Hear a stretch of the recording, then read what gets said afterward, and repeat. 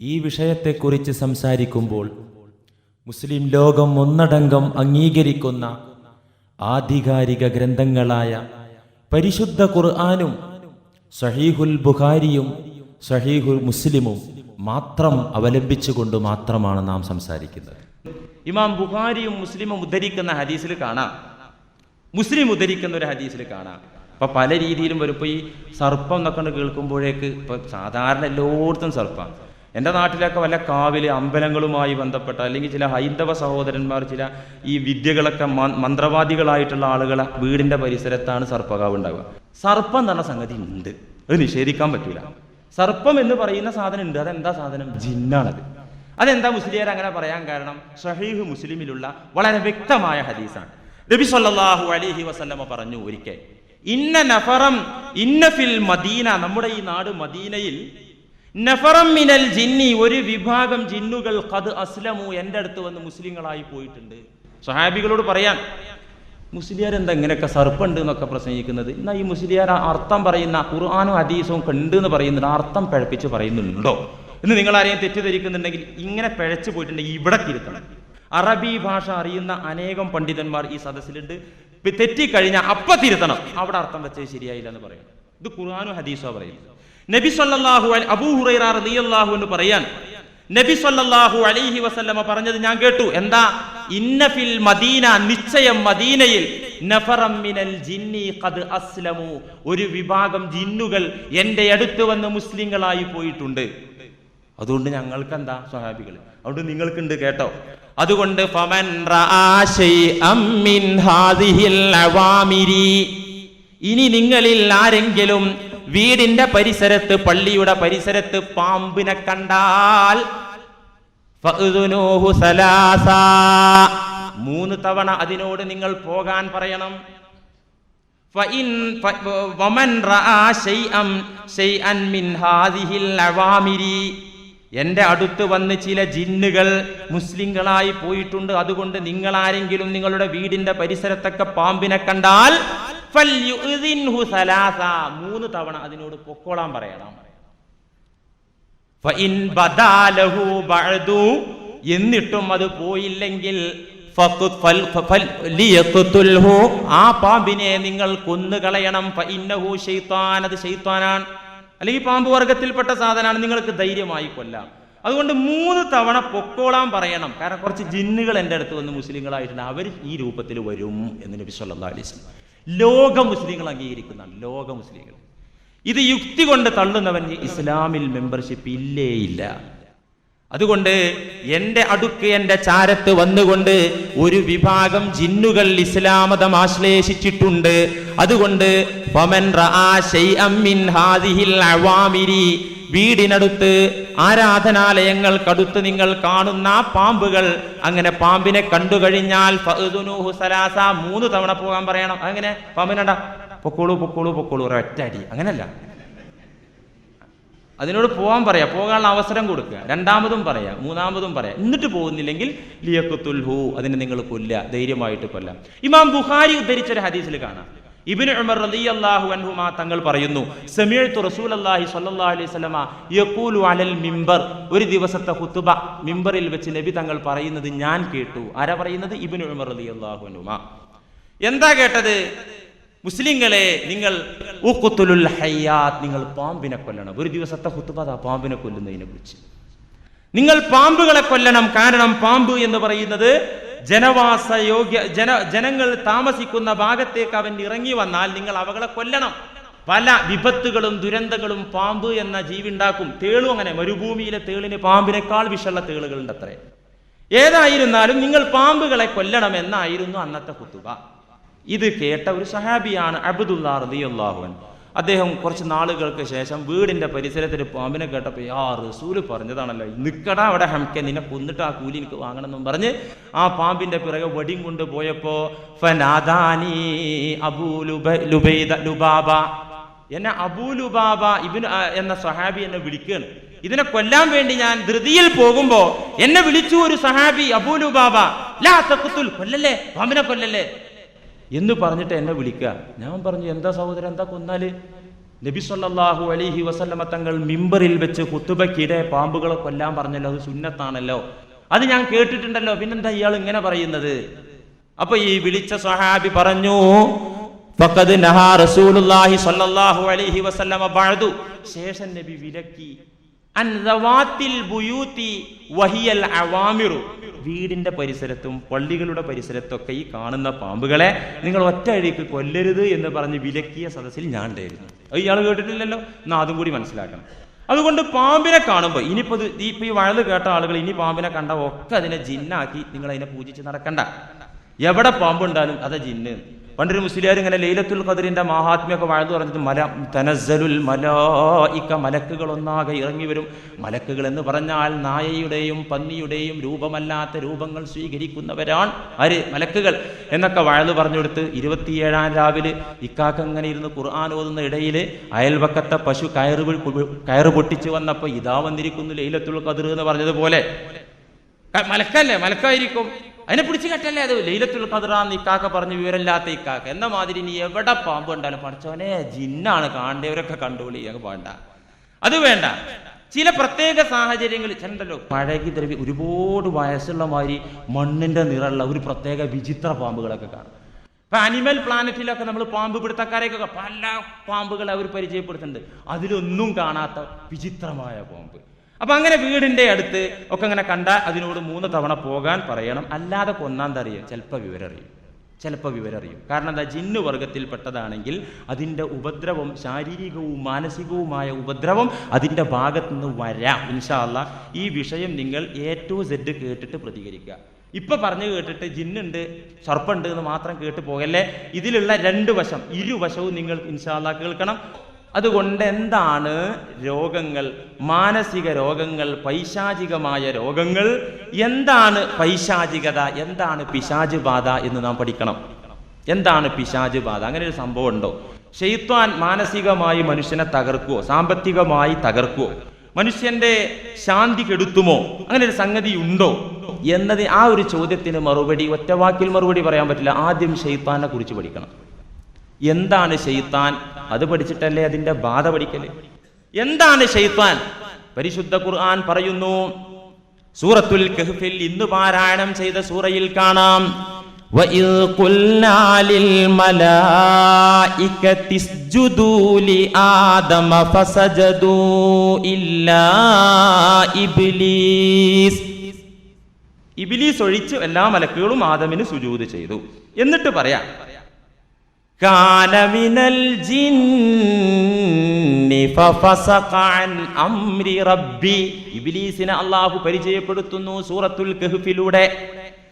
കാന മിനൽ ജിന്നി ഫഫസഖ അൻ അംരി റബ്ബി.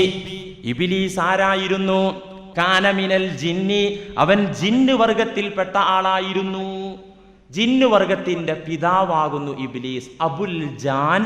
അബുൽ ജാൻ ഇബ്ലീസ് ലഅനത്തുല്ലാഹി. ജിന്ന് വർഗത്തിന്റെ പിതാവായിരുന്നു ഇബ്ലീസ്.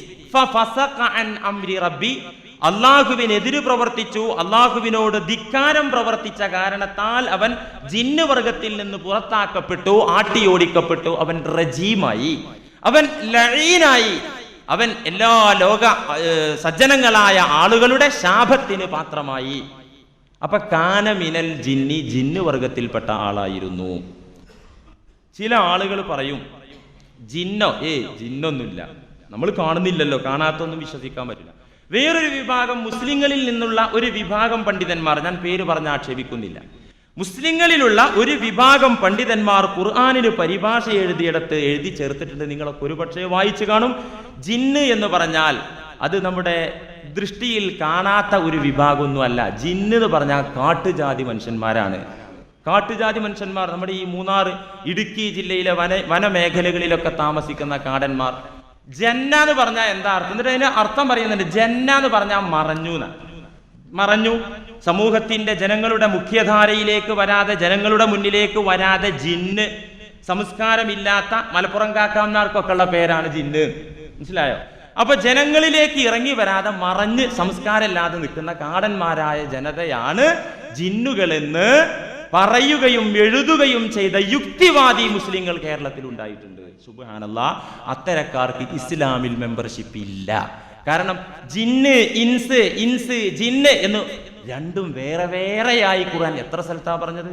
പരിശുദ്ധ ഖുർആനിലെ ഒരു അധ്യായം തന്നെ സൂറത്തുൽ ജിന്ന് ആണ്. ജിന്ന് അധ്യായം ഞാൻ എണ്ണി നോക്കി 2 ദിവസങ്ങൾക്ക് മുമ്പ്. ഖുർആനിൽ ജിന്നിനെ കുറിച്ച് എത്ര സ്ഥലത്ത് പറഞ്ഞിട്ടുണ്ട്? എൻ്റെ ദൃഷ്ടിയിൽപ്പെട്ടത് 39 സ്ഥലങ്ങളിൽ ജിന്നിനെ കുറിച്ച് പറഞ്ഞിട്ടുണ്ട്. ഇനി എൻ്റെ ദൃഷ്ടിയിൽപ്പെടാത്ത ഭാഗങ്ങൾ ഉണ്ടായേക്കാം. ഇൻഡെക്സ് വെച്ച് നോക്കിയപ്പോ ജിന്നിനെ കുറിച്ച് 39 ഭാഗങ്ങളിൽ വളരെ വ്യക്തമായിട്ട് രേഖപ്പെടുത്തിയിരിക്കുകയാണ് ജിന്നിനെ കുറിച്ച് തന്നെ. അതുകൊണ്ട് പ്രിയപ്പെട്ടവരെ, ജിന്നുണ്ട്, അതിൽ വിശ്വസിക്കാത്തവന് ഇസ്ലാമിൽ മെമ്പർഷിപ്പ് ഇല്ല.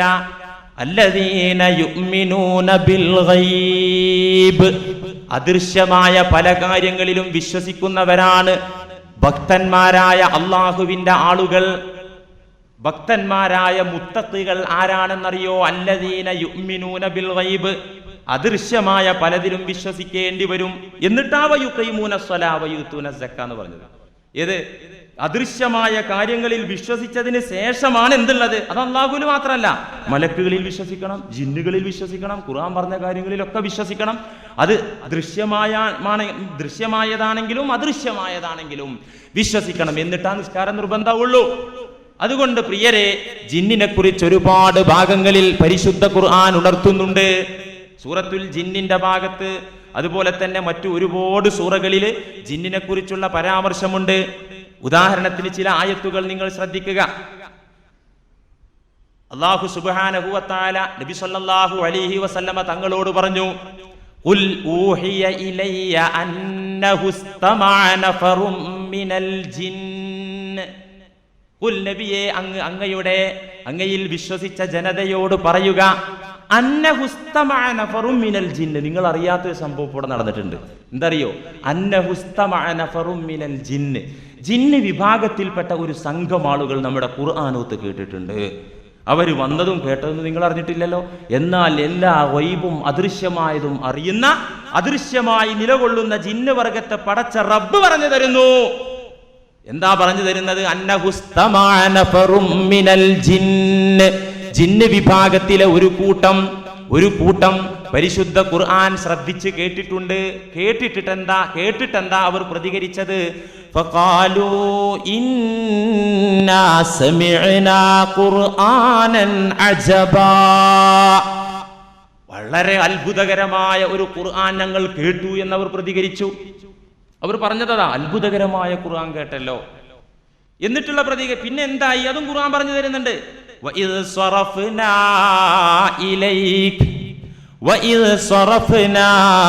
ഇലൈക നഫറം മിനൽ ജിന്ന് യസ്തമിഊനൽ ഖുർആൻ.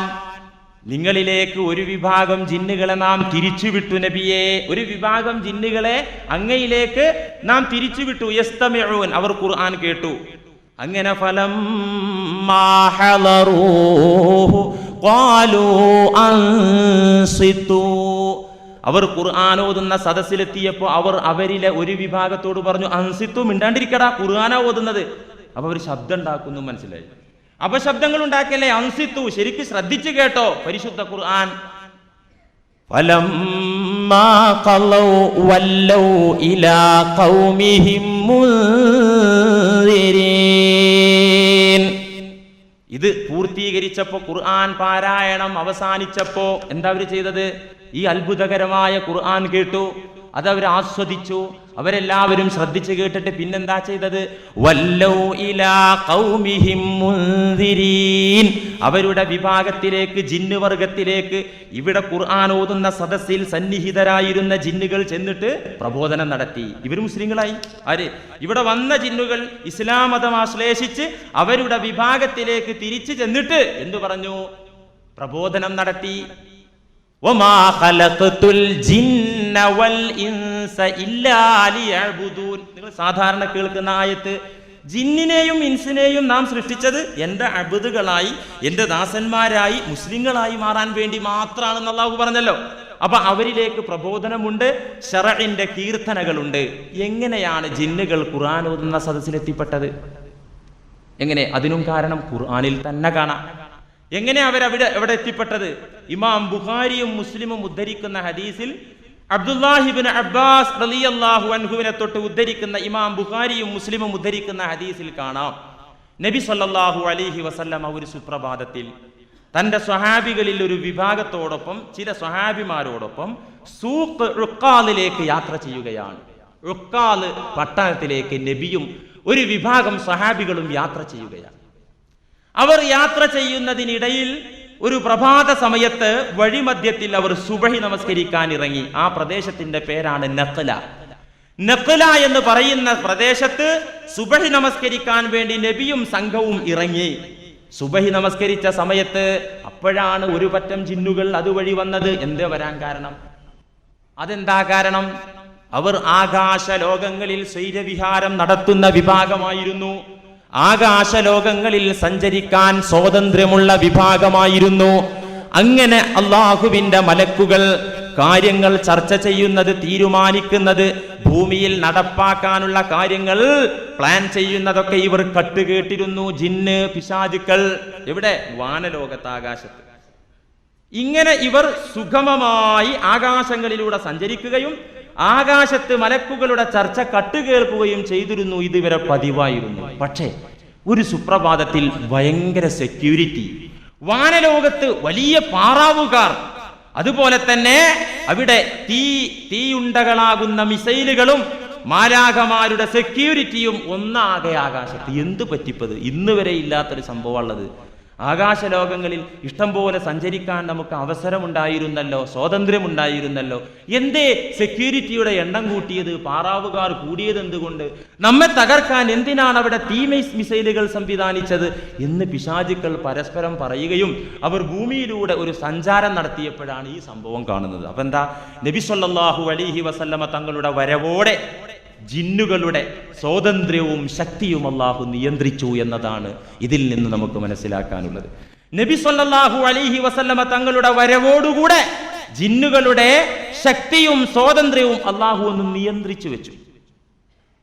വഅന്നാ ലമസ്നസ് സമാഅ ഫവജദ്നാഹാ മുലിഅത് ഹർസൻ ശദീദൻ വശുഹബാ. ജിന്നുകൾ ഇക്കാര്യം പറയുന്നത് പരിശുദ്ധ ഖുർആൻ വ്യക്തമാക്കുന്നു. വഅന്നാ ലമസ്നസ് സമാഅ ഫവജദ്നാഹാ മുലിഅത് ഹർസൻ ശദീദൻ വശുഹബാ. സാധാരണ ആകാശങ്ങളിൽ ഞങ്ങൾ എത്താറുണ്ട്. ഈ സമയത്ത് ആകാശത്തേക്കൊന്ന് പോയി നോക്കുമ്പോ വജദ്നാഹാ മുലിഅത് ഹർസൻ ശദീദൻ വശുഹബാ. അവിടെ ശക്തരായ പാറാവുകാരുണ്ട്. വശുഹബ, അവിടെ അഗ്നിയുടെ തീയുണ്ടകളുണ്ട്. നമ്മെ നശിപ്പിക്കാനും നമ്മെ പ്രതിരോധിക്കാനും വേണ്ടി തീയുണ്ടകളുണ്ട്. ഇവർ പറയാൻ വഅന്നാ നഖഉദു മിൻഹാ മഖാഇദ ലിസ്സംഅ ഫമൻ യസ്തമിഇല്ലാന യജിദ് ലഹു ശിഹാബർ റസദാ. മുമ്പൊക്കെ അങ്ങനെ പോയി പലപ്പോഴും നാം കട്ടുകേട്ടിരുന്നു. എന്നിട്ട് നമ്മുടെ വക്താക്കളായ ജ്യോത്സ്യന്മാർക്ക് കാര്യങ്ങൾ പറഞ്ഞു കൊടുത്തിരുന്നു. നാളെ അവന്റെ വീട്ടിൽ എന്തുണ്ടാകും, എന്ത് ബുദ്ധിമുട്ടുണ്ടാകും എന്നൊക്കെ മലക്കുകളുടെ ചർച്ചയിൽ നിന്ന് ചോർത്തിയെടുത്ത് കട്ടുകേട്ട് അവരുടെ പിശാചുക്കളുടെ, ഭൂതങ്ങളുടെ, ജിന്നുകളുടെ വക്താക്കളായ ജ്യോത്സ്യന്മാരുടെ അടുത്ത് ചെന്ന് ഓതിക്കൊടുക്കാറുണ്ടായിരുന്നു. എന്നാൽ ഇനി അങ്ങനെ കട്ടുകേൾക്കാൻ പറ്റില്ല. നബിയുടെ വരവോടുകൂടെ ജിന്നുകൾ പരസ്പരം പറയാ, ഇനി ആരെങ്കിലും അങ്ങനെ കട്ടുകേൾക്കാൻ ശ്രമം നടത്തിയാൽ യജിദ് ലഹു ശിഹാബർ റസദാ. അവനെ പ്രതിരോധിക്കാൻ, അവനെ നശിപ്പിക്കാൻ അവന്റെ നേരെ പാഞ്ഞു വരുന്ന അഗ്നിജ്വാലകളുണ്ട്, തീമിസൈലുകളുണ്ട്. തീമിസൈലുകൾ തട്ടും ഇനി അങ്ങോട്ട് പോയാൽ എന്ന് ജിന്നുകൾ പറഞ്ഞു. അപ്പൊ നിങ്ങൾ ആലോചിക്കണം, ജിന്ന് എന്ന് പറയുന്ന വിഭാഗം ഖുർആൻ അവസാനിപ്പിച്ചത് പോലും മിനൽ ജിന്നത്തി വന്നാസ്, അവിടെയും പറഞ്ഞു ജിന്നിനെ അല്ലേ. അപ്പോ ജിന്നുകളിൽപ്പെട്ട വഴിപിഴച്ച വിഭാഗമാണ് ശൈത്താന്മാർ. മനുഷ്യരിൽപ്പെട്ട വഴിപിഴച്ച ആളുകളും ശൈത്താന്മാരാണ്. ജിന്നുകളിലും മനുഷ്യരിലും പെട്ട വഴിപിഴച്ച തെമ്മാടികളായ സത്യനിഷേധികളായ ആൾക്ക് പരിശുദ്ധ ഖുർആൻ വെച്ച പേരാണ് ശൈത്വാൻ. വകദാലിക ജഅൽനാ ലികുല്ലി നബിയിൻ അദുവ്വ, എല്ലാ നബിമാർക്കും ശത്രുക്കൾ വന്നു. ശയാത്വീനൽ ഇൻസി വൽ ജിന്ന്, നബിമാരുടെ ശത്രുക്കൾ ആരായിരുന്നു? മനുഷ്യ ജിന്ന് വർഗത്തിൽപ്പെട്ട ശൈത്താന്മാർ. അല്ലാഹുവേ നിന്നിൽ അഭയം തേടുന്നു, മിനൽ ജിന്നത്തി വന്നാസ്, ജിന്ന് വർഗത്തിലും മനുഷ്യവർഗത്തിലും പെട്ട പിശാചുക്കളിൽ നിന്ന് നിന്നിൽ അഭയം തേടുന്നു. ഖുൽ അഊദു ബിറബ്ബിന്നാസ് എന്ന സൂറത്തിന്റെ അവസാനത്തിൽ. അപ്പൊ അതുകൊണ്ട് പ്രിയമുള്ള സഹോദരന്മാരെ, നാം മനസ്സിലാക്കേണ്ടത് എന്താണ്? ജിന്ന് എന്ന സംഗതി ഉണ്ട്. ജിന്ന് ഇല്ല എന്ന് പറഞ്ഞാൽ പണ്ഡിതന്മാരുടെ വീക്ഷണത്തിൽ ഈ ആയത്തും ഹദീസൊക്കെ വിവരിച്ചതിന് ശേഷം പണ്ഡിതന്മാർ പറഞ്ഞു, ഫമൻ അങ്കറൽ ജിന്ന, ഒരാൾ ജിന്ന് ഇല്ല എന്ന് പറഞ്ഞാൽ, ഔ തഅവ്വല ഫീഹിം തഅ്വീലൻ യുഖ്രിജുഹും ബിഹി അൻ ഹാദിഹിൽ ലാഹിരി, ഖുർആനും ഹദീസും പഠിപ്പിച്ച ഈ ബാഹ്യമായ വാക്കുണ്ടല്ലോ ജിന്ന് എന്ന പേര്, അതിൽ വിശ്വസിക്കാതെ വേറെ വ്യാഖ്യാനങ്ങൾ കൊടുത്തു. ഖുർആനും ഹദീസും പറഞ്ഞു തന്ന രീതിയിലല്ലാതെ ജിന്നിന് വ്യാഖ്യാനങ്ങൾ കൊടുത്തു, അല്ലെങ്കിൽ അതിനെ നിഷേധിച്ചു. എന്നാൽ ഫഹുവ കാഫിറുൻ, അവൻ കാഫിറാണ്. കാട്ടുജാതി എന്നൊക്കെ പറഞ്ഞിട്ട് അതിനെ വ്യാഖ്യാനിക്കുന്നവർ കാഫിറുൻ, അവർ കാഫിറുകളാണ്. അവന്റെ രക്തം ഇസ്ലാമിക ഗവൺമെന്റിന് ഹലാലാണ്, അവനെ കൊന്നുകളയാൻ ഇസ്ലാമിക രാജ്യത്തിന് അധികാരമുണ്ടായിരിക്കും. അങ്ങനത്തെ കാഫിറാണ്. വൽ ജിന്നു യതസവ്വറൂന ഫീ സുവരിൽ ഇൻസി വൽ ബഹായിം. ഈ ജിന്ന് എന്ന് പറഞ്ഞാൽ എങ്ങനെയൊക്കെയാണെന്നുള്ളത് അപ്പോൾ പഠിക്കണമല്ലോ. ജിന്ന് യതസവ്വറൂന ഫീ സുവരിൽ ഇൻസി വൽ ബഹായിമി, മനുഷ്യരുടെയും മൃഗങ്ങളുടെയും രൂപത്തിൽ വരും. മനുഷ്യരുടെയും മൃഗങ്ങളുടെയും രൂപത്തിൽ ജിന്ന് വരും. വഫീ സുവരിൽ ഹയ്യാത്തി വൽ അഖാരിബി, പാമ്പിന്റെ രൂപത്തിൽ വരും, തേളിന്റെ രൂപത്തിൽ വരും. വഫീ സുവരിൽ ഇബിലി വൽ ബഖരി വൽ ഗനമി വൽ ഹമീരി വൽ ബിഗാൽ, ഒട്ടകത്തിന്റെ, പശുവിന്റെ, ആടിന്റെ, കോവർ കഴുതയുടെ ഒക്കെ രൂപത്തിൽ ആര് വരും? ജിന്നുകൾ വരും, രൂപാന്തരപ്പെട്ടു വരുന്നതാകുന്നു. വഫീ സുവരി തുയൂർ, പക്ഷികളുടെ രൂപത്തിലും ജിന്നുകൾ വരും. വഫീ സുവരി ബനി ആദം, മനുഷ്യ രൂപത്തിലും വരും.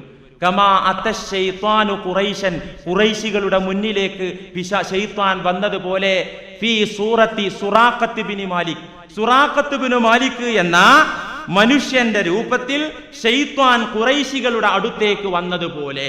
ഇത് ഖുർആൻ പറഞ്ഞ സംഭവമാണ്. ബദറിന്റെ പശ്ചാത്തലത്തില് ഖുറൈശികൾക്ക് എല്ലാം ഓക്കെയാണ്, നല്ലൊരു ഉൾഭയം അവർക്ക്. ഒരു ഉൾഭയം. എങ്ങനെ ഇവന്മാർക്ക് വല്ലാത്ത ധൈര്യമാണല്ലോ, ആയുധം കുറവ്, ആള് കുറവ്, എന്നിട്ടും എന്തൊരു വീര്യത്തോടുകൂടെ, എന്തൊരു ധീരതയോടുകൂടെയാണ് അവർ ബദറിലേക്ക് വരുന്നത്. ഒരു ഉൾഭയം അവർക്കുണ്ടായി.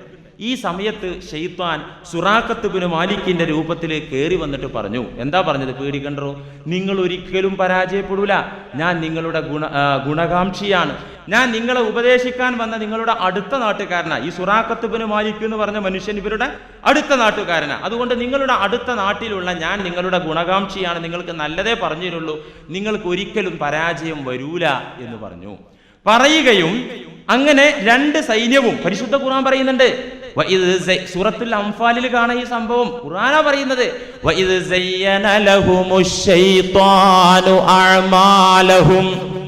പിശാച് അവരുടെ കുതന്ത്രങ്ങളെ കമനീയമാക്കി അലങ്കാരമാക്കി ആ ഖുറൈശികൾക്ക് കാണിച്ചു കൊടുത്തു. വഖാല ലാ ഗാലിബ ലക്കുമുൽ യൗം, ഇന്ന് നിങ്ങൾ പരാജയപ്പെടില്ല. വഖാല, ശൈത്വാൻ പറഞ്ഞു, ഖുറൈശികളോട് പറഞ്ഞു, ബദർ യുദ്ധത്തിന് പോകാൻ നിൽക്കുന്ന അവരോട് പറഞ്ഞു, ലാ ഗാലിബ ലക്കുമുൽ യൗം, ഇന്ന് നിങ്ങൾ പരാജയപ്പെടൂല കേട്ടോ. ഇന്നി ജാറുൽ ലക്കും, ഞാൻ നിങ്ങളുടെ അയൽക്കാരനാ.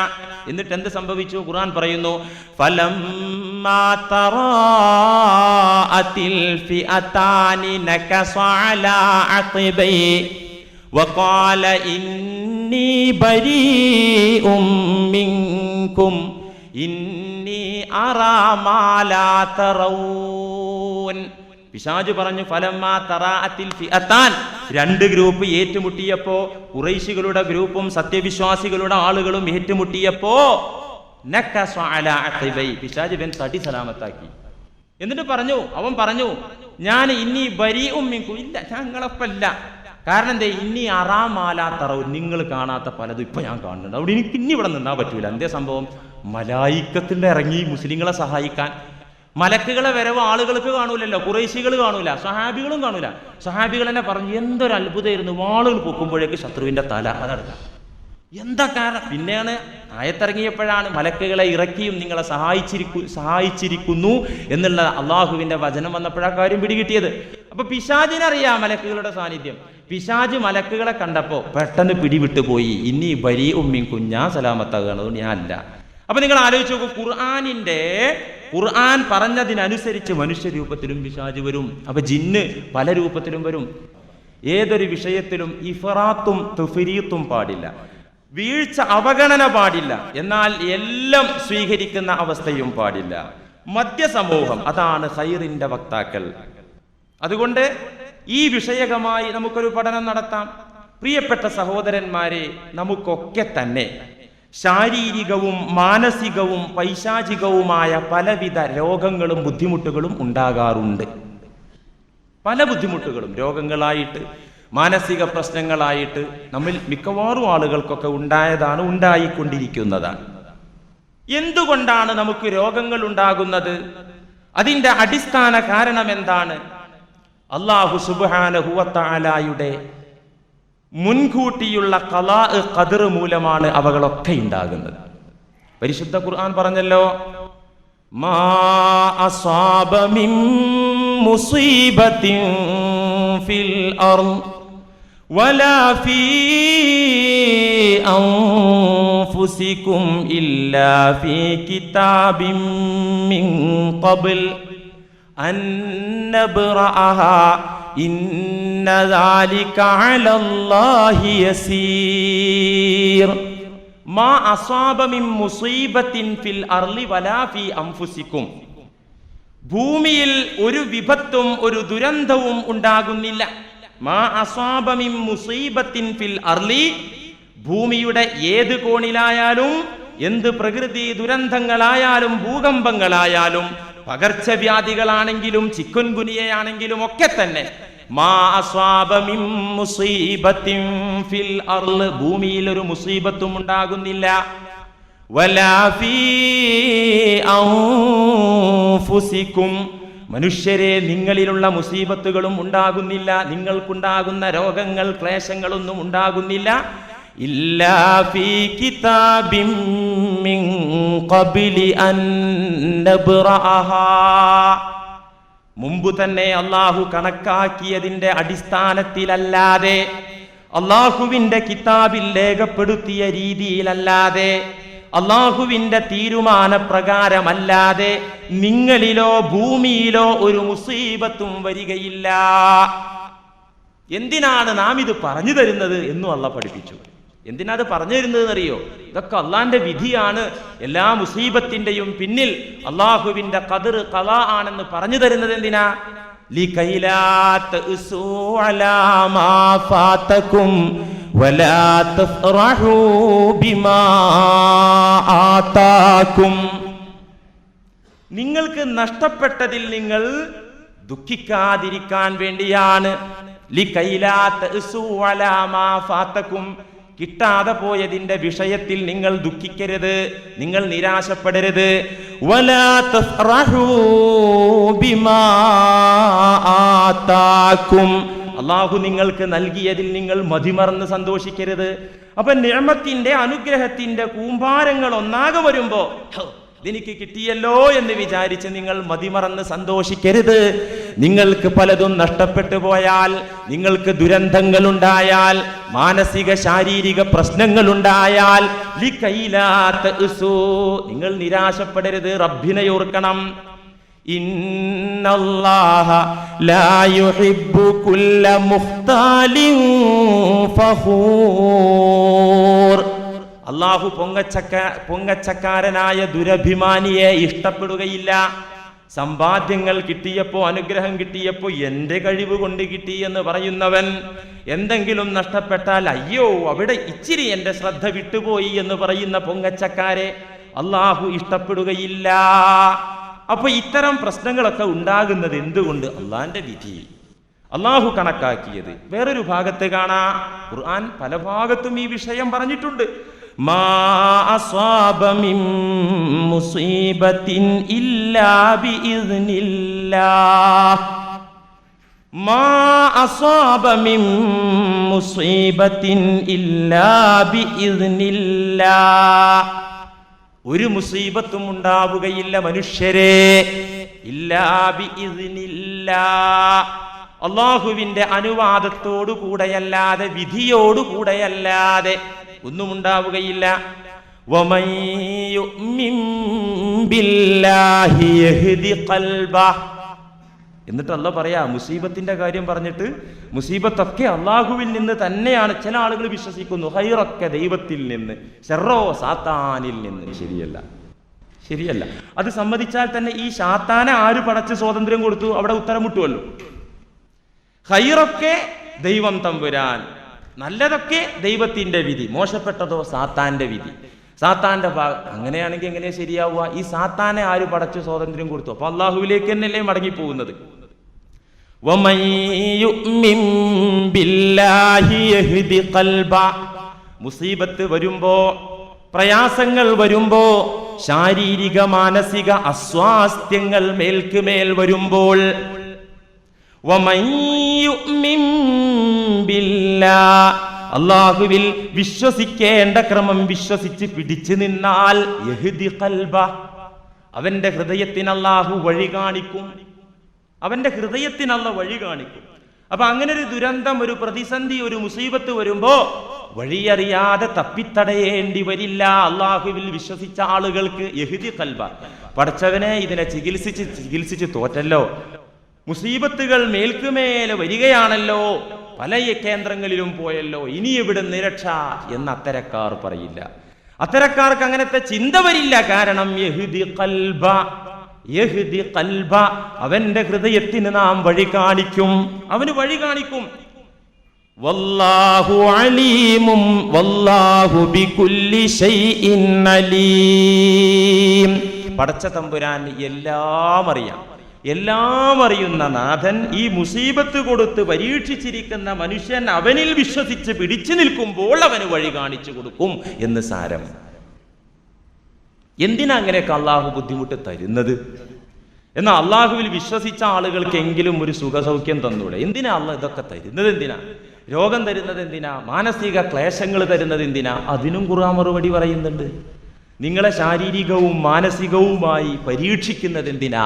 അള്ളാഹു പറയുന്നുണ്ട്, വലനബ്ലുവന്നകും ബിശൈഇൻ മിനൽ ഖൗഫി വൽ ജൂഅ് വനഖ്സിൻ മിനൽ അംവാലി വൽ അൻഫുസി വസ്സമറാത്ത് വബശ്ശിരിസ് സ്വാബിരീൻ الذين إذا أصابتهم مصيبة قالوا إنا لله وإنا إليه راجعون. ഞാൻ ഇന്ന് സംസാരിക്കുന്നത് ഖുർആൻ, ബുഖാരി, മുസ്ലിം, ഇതിനപ്പുറത്ത് ഒരു ഹദീസിന്റെ ഗ്രന്ഥത്തിനും ഒരു പണ്ഡിതന്റെ വാക്കും പോകുന്നില്ല. അത് മാത്രം ഖുർആനും ഹദീസ് ഗ്രന്ഥങ്ങളിലെ പ്രാമാണിക ഗ്രന്ഥങ്ങളിലെ ഉന്നത ഗ്രന്ഥങ്ങളായ ബുഖാരി, മുസ്ലിം, ഇതിനപ്പുറത്തേക്ക് പോകേണ്ട കാര്യമില്ല. അതുകൊണ്ട് നിങ്ങൾക്കെല്ലാം വിശ്വസിക്കാം, ഇത് ഇസ്ലാമിന്റെ നിയമമാണ് പറയുന്നത്. ഒരു സംഘടനയുടെ, സുന്നിയുടെ അല്ലെങ്കിൽ വേറെ ഏതെങ്കിലും അങ്ങനെയുള്ളൊരു നിയമമല്ല, ഇസ്ലാമിന്റെ നിയമം പറയുന്നത്. ഇത് സുന്നി പള്ളിയല്ലേ, അവിടെ സുന്നി ആദർശല്ലേ പ്രശ്നം? അങ്ങനെയൊന്നുമില്ല, ഇസ്ലാമിന്റെ വിഷയം. ഇത് മുസ്ലിമാണോ നിങ്ങൾ അംഗീകരിച്ചേ പറ്റൂ. എന്തിനാണ് അല്ലാഹു സുബ്ഹാനഹു വ തആല നിങ്ങൾക്ക് രോഗങ്ങൾ തന്നത്?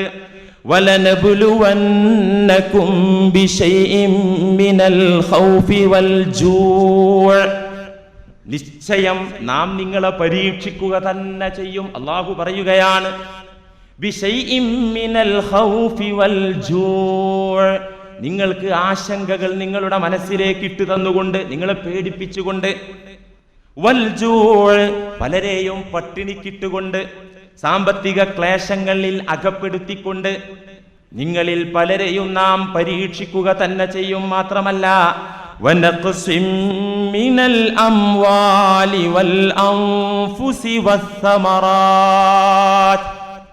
ധനം കുറച്ചുകൊണ്ട് പരീക്ഷിക്കും. നിങ്ങളിൽ അംഗങ്ങളെ ഇല്ലാതെ ആൾനാശമുണ്ടാക്കിക്കൊണ്ട് വനഖസിമിനൽ അംവാലി വൽ അംഫുസ് ആൾനാശമുണ്ടാക്കിക്കൊണ്ട് നിങ്ങളിൽ ചിലരെ അപകടങ്ങളിൽ പെടുത്തിക്കൊണ്ട് പെട്ടെന്ന് മരിപ്പിച്ചുകൊണ്ട് വസ്സമറാത്ത് നിങ്ങളുടെ വിഭവങ്ങൾ ചുരുക്കിക്കൊണ്ട്, ചുരുക്കത്തിൽ നിങ്ങളുടെ വിഭവങ്ങൾ, നിങ്ങളുടെ ഫലങ്ങൾ, കായ്ക്കനികൾ ചുരുക്കിക്കൊണ്ട്, ആൾനാശം വരുത്തിക്കൊണ്ട്, സമ്പത്ത് ചുരുക്കിക്കൊണ്ട്, നിങ്ങളെ പേടിപ്പിച്ചുകൊണ്ട്, പട്ടിണിക്കിട്ടുകൊണ്ടൊക്കെ നബ്ലുവന്നക്കും നിങ്ങളെ നാം പരീക്ഷിക്കും. എന്നിട്ട് അല്ലാഹു പറയുന്നു വബശ്ശിരിസ്സാബിരീൻ ക്ഷമാശീലരായ ആളുകൾക്ക് സന്തോഷ വാർത്ത അറിയിക്കൂ നബിയേ. ഇങ്ങനെയൊക്കെ പരീക്ഷിക്കുമ്പോൾ ആ പരീക്ഷണം ഏറ്റുവാങ്ങി ക്ഷമിച്ച് നിലകൊള്ളുന്ന ആളുകൾക്ക് സന്തോഷ വാർത്ത അറിയിക്കൂ. ആരാണ് സ്വബറുള്ള ആളുകൾ? സ്വബറുള്ള ആളുകൾ ആരാ? അല്ലദീന ഒരു വിഭാഗമാണ് ഇദാ അസ്വാബത്തുഹും മുസീബ അവർക്ക് ബുദ്ധിമുട്ടുകൾ വന്നാൽ, പ്രയാസങ്ങൾ വന്നാൽ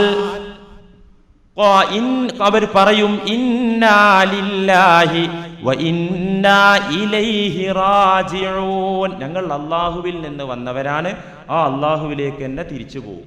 ഞങ്ങളുടെ കയ്യിലുള്ളത് എന്തും അല്ലാഹ് തന്നതാണ്, അത് അല്ലാഹുവിന് ഇഷ്ടമുള്ള സമയത്ത് തിരിച്ചു വാങ്ങും എന്നവർ പറയും. അതുകൊണ്ട് ഇത്തരത്തിലുള്ള പരീക്ഷണങ്ങളൊക്കെ നമ്മുടെ വിജയവും പരാജയവും നിർണയിക്കാനുള്ള കാര്യങ്ങളാകുന്നു. പാകത്തുക കാര്യം മനസ്സിലായില്ലേ? എന്തിനാണ്, എങ്ങനെ രോഗം വരുന്നു, അതെന്തിനാണ് തിരിഞ്ഞല്ലോ. ഇനി ഈ രോഗമുണ്ടാകുമ്പോൾ ആയത്തിൽ പറഞ്ഞതുപോലെ അതിൻ്റെ ബാഹ്യാർത്ഥം മനസ്സിലാക്കി ക്ഷമിച്ചങ്ങനെ ഇരിക്കുക, അത് പാടില്ല. എല്ലാ സ്ഥലത്തും പനിയാ, പനി വന്നാൽ ഉടനെ തന്നെ ആശുപത്രികളിൽ പോയിട്ട് ഇപ്പൊ ഇഞ്ചക്ഷൻ എടുക്കുക, പകർച്ചവ്യാധി ഭയന്നത് കൊണ്ട്. അതോടൊപ്പം സത്യവിശ്വാസികളായ നാം പലതും സൂക്ഷിക്കേണ്ടതുണ്ട്. ഇപ്പൊ ഈ വിഷയം സംസാരിക്കാനുള്ളത് കൊണ്ട് ഇതിലേക്ക് പ്രവേശിക്കുന്നില്ല. പരിസ്ഥിതി മലിനീകരണം, ശുദ്ധി, ഇതൊക്കെ ഇസ്ലാമിൽ വലിയൊരു കാര്യം. റോഡ് സൈഡൊക്കെ വൃത്തികേടാക്കുക, മാലിന്യങ്ങൾ, കച്ചറകൾ ജനങ്ങൾ സഞ്ചരിക്കുന്ന വഴിയിൽ നിക്ഷേപിക്കുക, ഈ സ്വഭാവമൊന്നും മുസ്ലിമിന് ഭൂഷണമല്ല. അത് അള്ളാഹു വെറുത്ത കാര്യമാണ്. അള്ളാഹു സുബ്ഹാനഹു വ തആല വിലക്കിയ കാര്യം ശുദ്ധി. ഈമാൻ വിശ്വാസത്തിന്റെ തന്നെ പകുതി ഭാഗമാണല്ലോ വൃത്തി, ആന്തരികവും ബാഹ്യവുമായ വൃത്തി. അതുകൊണ്ട് അത് സൂക്ഷിക്കണം. ഏതായിരുന്നാലും ഇത്തരം രോഗങ്ങളും പ്രയാസങ്ങളും വരുമ്പോൾ ക്ഷമിച്ചിങ്ങനെ വീട്ടിലിരിക്കുക. ഉസ്താദ് ഇപ്പൊ പ്രസംഗിച്ചത് അങ്ങനെയാണല്ലോ, ഇതൊക്കെ അള്ളാന്റെ വിധിയാണ്. അള്ളാന്റെ വിധി ആയതുകൊണ്ട് ഒക്കെ ക്ഷമിച്ചിരുന്ന ബശ്ശിരി സ്വാബിരീൻ ക്ഷമിക്കുന്ന ആളുകൾക്ക് സന്തോഷ വാർത്തയുണ്ടെന്ന് ഖുർആനിലുണ്ടല്ലോ. അതുകൊണ്ട് ക്ഷമിച്ച് വീട്ടിൽ അങ്ങനെ ഇരിക്കുക. പമ്പറനോത്തി ഉണ്ടാക്കി തരുന്ന ചെറിയ അരിയുടെ കഞ്ഞിയും കുടിച്ചിട്ട് നന്നായി ഉപ്പിട്ടിട്ട് അങ്ങനെ നീട്ടി കുടിക്കുക, അങ്ങനെ ഇരിക്കുക, അത് പറ്റൂല. നാം എന്ത് ചെയ്യണം? സബബുകളുമായി ബന്ധപ്പെടണം, നിമിത്തങ്ങളുമായി ബന്ധപ്പെടണം, സമ്പ്രദായങ്ങളുമായി ബന്ധപ്പെടണം, മാധ്യമങ്ങളുമായി ബന്ധപ്പെടണം. അള്ളാഹുവാണ് എല്ലാം വിധിക്കുന്നത് എങ്കിലും, നിങ്ങൾ ശ്രദ്ധിക്കണം, അള്ളാഹുവാണ് എല്ലാം വിധിക്കുന്നത് എങ്കിലും അള്ളാഹു ഒരു മാധ്യമങ്ങളിലൂടെയാണ് എല്ലാം വിധിക്കുന്നത്. ഇപ്പൊ മഴ നമുക്ക് തരുന്നത് ആരാ? അള്ളാഹു. വയുനസ്സിലുൽ ഗൈസ, മഴയെ വർഷിപ്പിക്കുന്നത് അള്ളാഹു ആകുന്നു. പടച്ചവനാണ് മഴ തരുന്നത്. പക്ഷേ അതിനൊരു നിമിത്തം വെക്കുന്നുണ്ട്, ഒരു സബബ് വെക്കുന്നുണ്ട്. എന്താ സബബ്? മേഘം നിമിത്തമായി മഴ തരുന്നു. ഒരു കുഞ്ഞ് നമുക്ക് സന്താനങ്ങളെ തരുന്നത് ആരാണ്? അള്ളാഹുവാണ്. അല്ലേ? അള്ളാഹു ഓശാരമായി കൊടുക്കും. യഹബു ലിമൻ യശാഉ ദുകൂർ വ ഇനാസ് എന്നൊക്കെ പറയുന്നുണ്ടല്ലോ. അള്ളാഹു ഉദ്ദേശിക്കുന്നവർക്ക് ആൺകുട്ടികളെ കൊടുക്കും, പെൺകുട്ടികളെ കൊടുക്കും. ലിമൻ യശാഉ അഖീമ, അള്ളാഹു ഉദ്ദേശിക്കുന്നവരെ വന്ധ്യരാക്കും, മക്കളെ കൊടുക്കാതിരിക്കും. ഇതൊക്കെ അള്ളാഹ് പറയുന്നതാ ഖുർആനിൽ. അപ്പൊ മക്കളെ തരുന്നത് ആരാ? അള്ളാഹു. പക്ഷേ വെറുതെ തരൂലല്ലോ, അതിനൊരു മാധ്യമമുണ്ട്. ഒരു സ്ത്രീയും പുരുഷനും ശാരീരികമായി ബന്ധപ്പെടുക എന്ന സബബിന്റെ അടിസ്ഥാനത്തിൽ, അല്ലേ? അപ്പൊ രോഗശമനം തരുന്നത് ആരാ? അല്ലാഹുമ്മ അന്തശ്ശാഫി ലാ ശിഫാഅ ഇല്ലാ ശിഫാഉക്. ഇതാണല്ലോ നമ്മുടെ വിശ്വാസം. അല്ലാഹുവേ, രോഗശമനം തരുന്നത് നീ തന്നെ, നീ അല്ലാതെ രോഗം ശമിപ്പിക്കുന്നവനില്ല തന്നെ. ഇതാണല്ലോ വിശ്വാസികളായ നമ്മുടെ വിശ്വാസം, അല്ലേ? മുഅ്മിനുകളായ നമ്മുടെ വിശ്വാസം അതാണ്. പക്ഷേ അള്ളാഹു രോഗശമനം തരുന്നത് ഒരു മാധ്യമത്തിലൂടെയാണ്. ചികിത്സിക്കുക, മരുന്ന് കഴിക്കുക എന്ന ഉപാധിയിലൂടെ രോഗശമനം തരുന്നു. എല്ലാം അങ്ങനെയാണ്. ഇങ്ങനെ ഈ നിമിത്തങ്ങളില്ലാതെ, സബബുകളില്ലാതെ അള്ളാഹുവിന് സാധിക്കും. ഇപ്പോ ഒരു പെണ്ണിനെ ഒരു പുരുഷൻ സ്പർശിക്കാതെ ഒരു കുഞ്ഞിനെ പ്രസവിക്കാൻ ഒരു പെണ്ണിന് സാധിക്കും, അള്ളാഹു ഉദ്ദേശിച്ചാൽ ഒരു സ്ത്രീയും പുരുഷനും ബന്ധപ്പെടാതെ ഇവിടെ ഒരു ജനനം നടത്താൻ അള്ളാഹുവിന് സാധിക്കും. മറിയം ബീവിയുടെ ചരിത്രം പരിശുദ്ധ ഖുർആനിൽ സൂറ മറിയം എന്ന അധ്യായത്തിൽ സവിസ്തരം പറഞ്ഞിട്ടുണ്ടല്ലോ. അള്ളാഹുവിന്റെ ദൂതനായ മാലാക മറിയമിന്റെ അടുത്ത് വന്നിട്ട് പറഞ്ഞു, സന്തോഷിച്ച ഒരു കുഞ്ഞുണ്ടാകുന്നുണ്ട്, പുള്ളുണ്ടാകുന്നുണ്ട്. أَنَّى يَكُونُ لِي غُلَامٌ وَلَمْ يَمْسَسْنِي بَشَرٌ وَلَمْ أَكُ بَغِيًّا. أَنَّى يَكُونُ لِي غُلَامٌ, എവിടെന്നാ എനിക്ക് കുട്ടി ഉണ്ടാവുക? വലം യംസസ്നി ബശർ, ഒരു മനുഷ്യൻ എന്നെ തൊട്ടിട്ടില്ലല്ലോ, പിന്നെ എങ്ങനെ എനിക്ക് കുട്ടി ഉണ്ടാകും? വലം അകു ബഗിയാ, ഞാൻ വൃത്തികെട്ടവളല്ലല്ലോ, ഞാൻ വ്യഭിചാരി പെണ്ണല്ലല്ലോ, എങ്ങനെ എനിക്ക് കുഞ്ഞുണ്ടാകും? അനുവദിക്കപ്പെട്ട രീതിയിൽ ഒരു നിക്കാഹ് നടന്നിട്ടില്ലല്ലോ, ഞാൻ ഒരാളുടെ ഭാര്യയല്ലല്ലോ, ഞാനൊരു തെമ്മാടി പെണ്ണുമല്ലല്ലോ. മലക്ക് എന്ത് പറഞ്ഞു? ഖാല കദാലികി ഖാല റബ്ബുകി ഹുവ അലയ്യ ഹയ്യിൻ. സംഗതി ഓക്കേ. ഖാല കദാലികി, സംഗതി നീ പറഞ്ഞത് ശരിയാണ്, പക്ഷേ നിന്റെ റബ്ബ് ഹുവ അലയ്യ ഹയ്യിൻ, പടച്ചവന് അതിന് പറ്റും. ഒരു പുരുഷനും നിന്നെ തൊടാതെ ഒരു കുഞ്ഞിനെ നിനക്ക് തരാൻ അള്ളാഹുവിന് പറ്റും. ഇത് ഖുർആനാ പറയുന്നത്. അപ്പൊ മാധ്യമങ്ങളില്ലാതെയും കാര്യങ്ങൾ നടത്താൻ സർവേശ്വരനായ ശക്തിയുള്ളവനായ റബ്ബിന് സാധിക്കുമെങ്കിലും അള്ളാഹു ഒരു ചര്യയാക്കി ഇത് വെച്ചു. ഏത്? ഈ ലോകത്തുണ്ടാക്കുന്ന കാര്യങ്ങൾക്കൊക്കെ ഒരു സബബ് അല്ലേ? ഇപ്പൊ കൈ അങ്ങോട്ട് മുറിയണം എന്നുണ്ടെങ്കിൽ ഇവിടെ അറുക്കണം, ഇവിടെ വെട്ടണം, അല്ലാതെ മുറിയൂലല്ലോ. നമുക്ക് ധാന്യങ്ങൾ ഉണ്ടാകണമെങ്കിൽ അള്ള തരികയാണെങ്കിലും നാം കൃഷി ചെയ്യണം, ഭൂമിയിൽ വിത്തെറിയണം, അപ്പോഴേ ഉണ്ടാവുള്ളൂ. അപ്പൊ മാധ്യമങ്ങളുമായി നിമിത്തങ്ങളുമായി ബന്ധപ്പെടുക എന്നത് അള്ളാഹുവിന്റെ ഒരു ചര്യയാകുന്നു. ഈ ചര്യയിൽ നിന്ന് അള്ളാഹു വെറുതെ മാറൂല. അവലൻ തജിദ ലിസുന്നത്തില്ലാഹി തബ്ദീല. ഖുർആൻ അള്ളാഹുവിന്റെ ചര്യക്കൊരു മാറ്റം ഉണ്ടാവില്ല. അത് അള്ളാഹു തീരുമാനിച്ചു വെച്ചതാ. ഉപാധികളിലൂടെയും നിമിത്തങ്ങളിലൂടെയും കാര്യങ്ങൾ സൃഷ്ടിക്കുക എന്നത് അള്ളാഹു തീരുമാനിച്ചതാ. മനുഷ്യരായ അള്ളാഹുവിന്റെ അടിമകളായ നമ്മുടെ ഡ്യൂട്ടി എന്താ? ഈ നിമിത്തങ്ങളുമായി ബന്ധപ്പെടുക. അപ്പൊ രോഗശമനത്തിന്റെ നിമിത്തം എന്താണ്? മരുന്ന് കഴിക്കുക, ചികിത്സിക്കുക. അത് പല രീതിയിലുമുണ്ട് ചികിത്സാ രീതി പലതും ഉണ്ടല്ലോ. നിങ്ങൾക്കറിയാം, ആയുർവേദമുണ്ട്, അലോപ്പതിയുണ്ട്, ഹോമിയോപ്പതിയുണ്ട്, അതിനെല്ലാം പുറമെ ആത്മീയ ചികിത്സകളുണ്ട്. ഏതും സ്വീകരിക്കാം, ഇഷ്ടമുള്ളത്. പക്ഷേ വലാ തദാവൂ ബിൽ ഹറാം. ഏത് അലോപ്പതിയാണെങ്കിലും ഏത് ആര്യവൈദ്യമാണെങ്കിലും ഏതായിരുന്നാലും ഹറാമ് കൊണ്ട് ചികിത്സിക്കരുത്. തെറ്റായ രീതിയിൽ ചികിത്സ പാടില്ല. ഏത് ആത്മീയ ചികിത്സയാണെങ്കിലും ശിർക്ക് പാടില്ല, ഹറാമ് പാടില്ല. അല്ലാത്ത രീതിയിൽ ചികിത്സിക്കാം. ഏത് ചികിത്സയായിരുന്നാലും ശരി, അത് നമുക്ക് സ്വീകരിക്കാം. ഇപ്പോ മാവിൽ നിൽക്കുന്ന മാങ്ങ ഒരാൾക്ക് കിട്ടണം. ഒരാൾ പറഞ്ഞു ഞാൻ കേറിപ്പറിക്കുകയാണ്. നന്നായി പിടിച്ച് കേറിപ്പറിച്ചോ, കുഴപ്പമില്ല. കേറിപ്പറിക്കേണ്ടവന് കേറിപ്പറിക്കാം. ഒരാൾ പറഞ്ഞു ഞാൻ കേറൂല്ല, അതുകൊണ്ട് തോട്ടി വെച്ച് കൊക്ക വെച്ചിട്ട് വലിച്ചു ഇങ്ങനെ എടുക്കാം മാങ്ങ. മാവിൽ നിന്ന് ഞാൻ തോട്ടി ഉപയോഗിച്ച് മാങ്ങ പറിക്കും. ശരി, അതൊരു രീതിയാണല്ലോ, മാങ്ങ പറിക്കുന്ന ഒരു രീതിയാണ്. വേറെ ഒരാൾ പറഞ്ഞു മാവിനോ പരിസര നിവാസികൾക്കോ ബുദ്ധിമുട്ട് വരാത്ത തരത്തിൽ ഞാൻ എറിഞ്ഞു മാങ്ങ പറിക്കാം. അതൊരു രീതിയാണല്ലോ മാങ്ങ കിട്ടാൻ, ആർക്കും ബുദ്ധിമുട്ടില്ലെങ്കിൽ. ഒരാൾ അങ്ങനെ പറഞ്ഞു, നീ അങ്ങനെ പറിച്ചോ. ഈ 3 രീതിയിലൂടെയും മാങ്ങ എടുക്കാം. ഒരാൾ പറഞ്ഞു മാങ്ങ കിട്ടാൻ ഞാൻ ഈ മാവ് വെട്ടുകയാണ്, അവിടെ ബുദ്ധിമുട്ടാണ്. അപ്പൊ രോഗശമനത്തിന് പല വിധേനയും മാർഗങ്ങളുണ്ട്, പല ചികിത്സാരീതികളുമുണ്ട്. ആ ചികിത്സാരീതി നാം സ്വീകരിക്കുമ്പോൾ നമ്മുടെ ഈമാനിന് തകർച്ച പറ്റരുത്, ഇസ്ലാമിക നിയമങ്ങളെ ലംഘിക്കുന്ന അവസ്ഥയുണ്ടാകരുത് എന്ന് മാത്രം. അതുകൊണ്ട് പ്രിയപ്പെട്ടവരെ, ഏത് ചികിത്സയും നമുക്ക് സ്വീകരിക്കാം. ചില അസ്വാസ്ഥ്യങ്ങൾക്കും ചില രോഗങ്ങൾക്കും ആത്മീയ ചികിത്സ അനിവാര്യമായി വരും. എന്താ കാരണം? ഒരു അസുഖം പിടിപെട്ട് പല ഡോക്ടേഴ്സിന്റെ അടുത്തും മാറി ട്രീറ്റ്മെന്റ് നടത്തി. കേട്ട എല്ലാ ഡോക്ടർമാരുടെയും അടുത്ത് തന്റെ രോഗവും കൊണ്ട് അവൻ കടന്നു ചെന്നു. ഇന്ന് ഇന്ത്യയിലുള്ള അല്ലെങ്കിൽ വിദേശത്തുള്ള ലോകത്തുള്ള എല്ലാ ചെക്കപ്പുകളും നടത്തി, എല്ലാ ടെസ്റ്റും നടത്തി. ബ്ലഡ്, യൂറിനല്, ശരീരത്തിലെ പിത്തം എല്ലാം ടെസ്റ്റ് നടത്തി. എവിടെയും ഒരു പ്രോബ്ലവും കാണാനില്ല. എന്നാലോ രോഗം, കലശലായ വേദനയും ബുദ്ധിമുട്ടും നിലനിൽക്കുന്നു. ഇത്തരം വേളകളിൽ ചില ഡോക്ടർമാർ തന്നെ പറയാറുണ്ട്, നിങ്ങളുടെ ശരീരത്തിൽ ഒരു കുഴപ്പവും എൻ്റെ പരിശോധനയിലും എൻ്റെ ടെസ്റ്റുകളിലും കാണുന്നില്ല. അതുകൊണ്ട് നിങ്ങളുടെ വിശ്വാസപ്രകാരം നിങ്ങളൊന്ന് റൂട്ട് മാറ്റി ചിന്തിക്കാവുന്നതാണ് നിങ്ങൾക്ക് എന്ന് ഡോക്ടർമാർ പറയും. നാം ആദ്യം സൂചിപ്പിച്ച ഉൽപ്പതിഷ്ണു വിഭാഗം മന്ത്രവും ആത്മീയ ചികിത്സയും മുഴുവൻ അബദ്ധമാണ്, അങ്ങനെ സംഗതിയില്ല എന്ന് പറയുന്ന ആളുകളും ഇത്തരം ഘട്ടങ്ങളിൽ പാതിരാത്രിയുടെ കൂരിരുട്ടിൽ വെള്ളപ്പാത്രവുമായി ഈ ചികിത്സ നടത്തുന്ന ആളുകളുടെ അടുത്തെത്തും. എനിക്കറിയാം അങ്ങനെയുള്ള ആളുകളെ. എതിർക്കുന്ന ആളുകളും ഗത്യന്തരമില്ലാതിരിക്കുമ്പോൾ ഈ ചികിത്സയിൽ അഭയം തേടും. ഇങ്ങനെയുള്ള ഒരവസ്ഥ ഉണ്ട്. പക്ഷെ ഒരു വസ്തുത നിങ്ങൾ അറിയണം, ഈ ചികിത്സയിൽ ശരിയും തെറ്റുമുണ്ട്.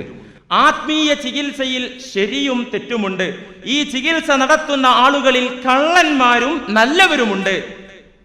ആപേക്ഷികമായി നല്ലവരെക്കാൾ കള്ളന്മാർക്കാണ് കൂടുതൽ കള്ളന്മാരാണ് ഈ മേഖലയിലുള്ളതെന്ന വസ്തുതയും ഈ സമയത്ത് മറച്ചു വെക്കുന്നില്ല.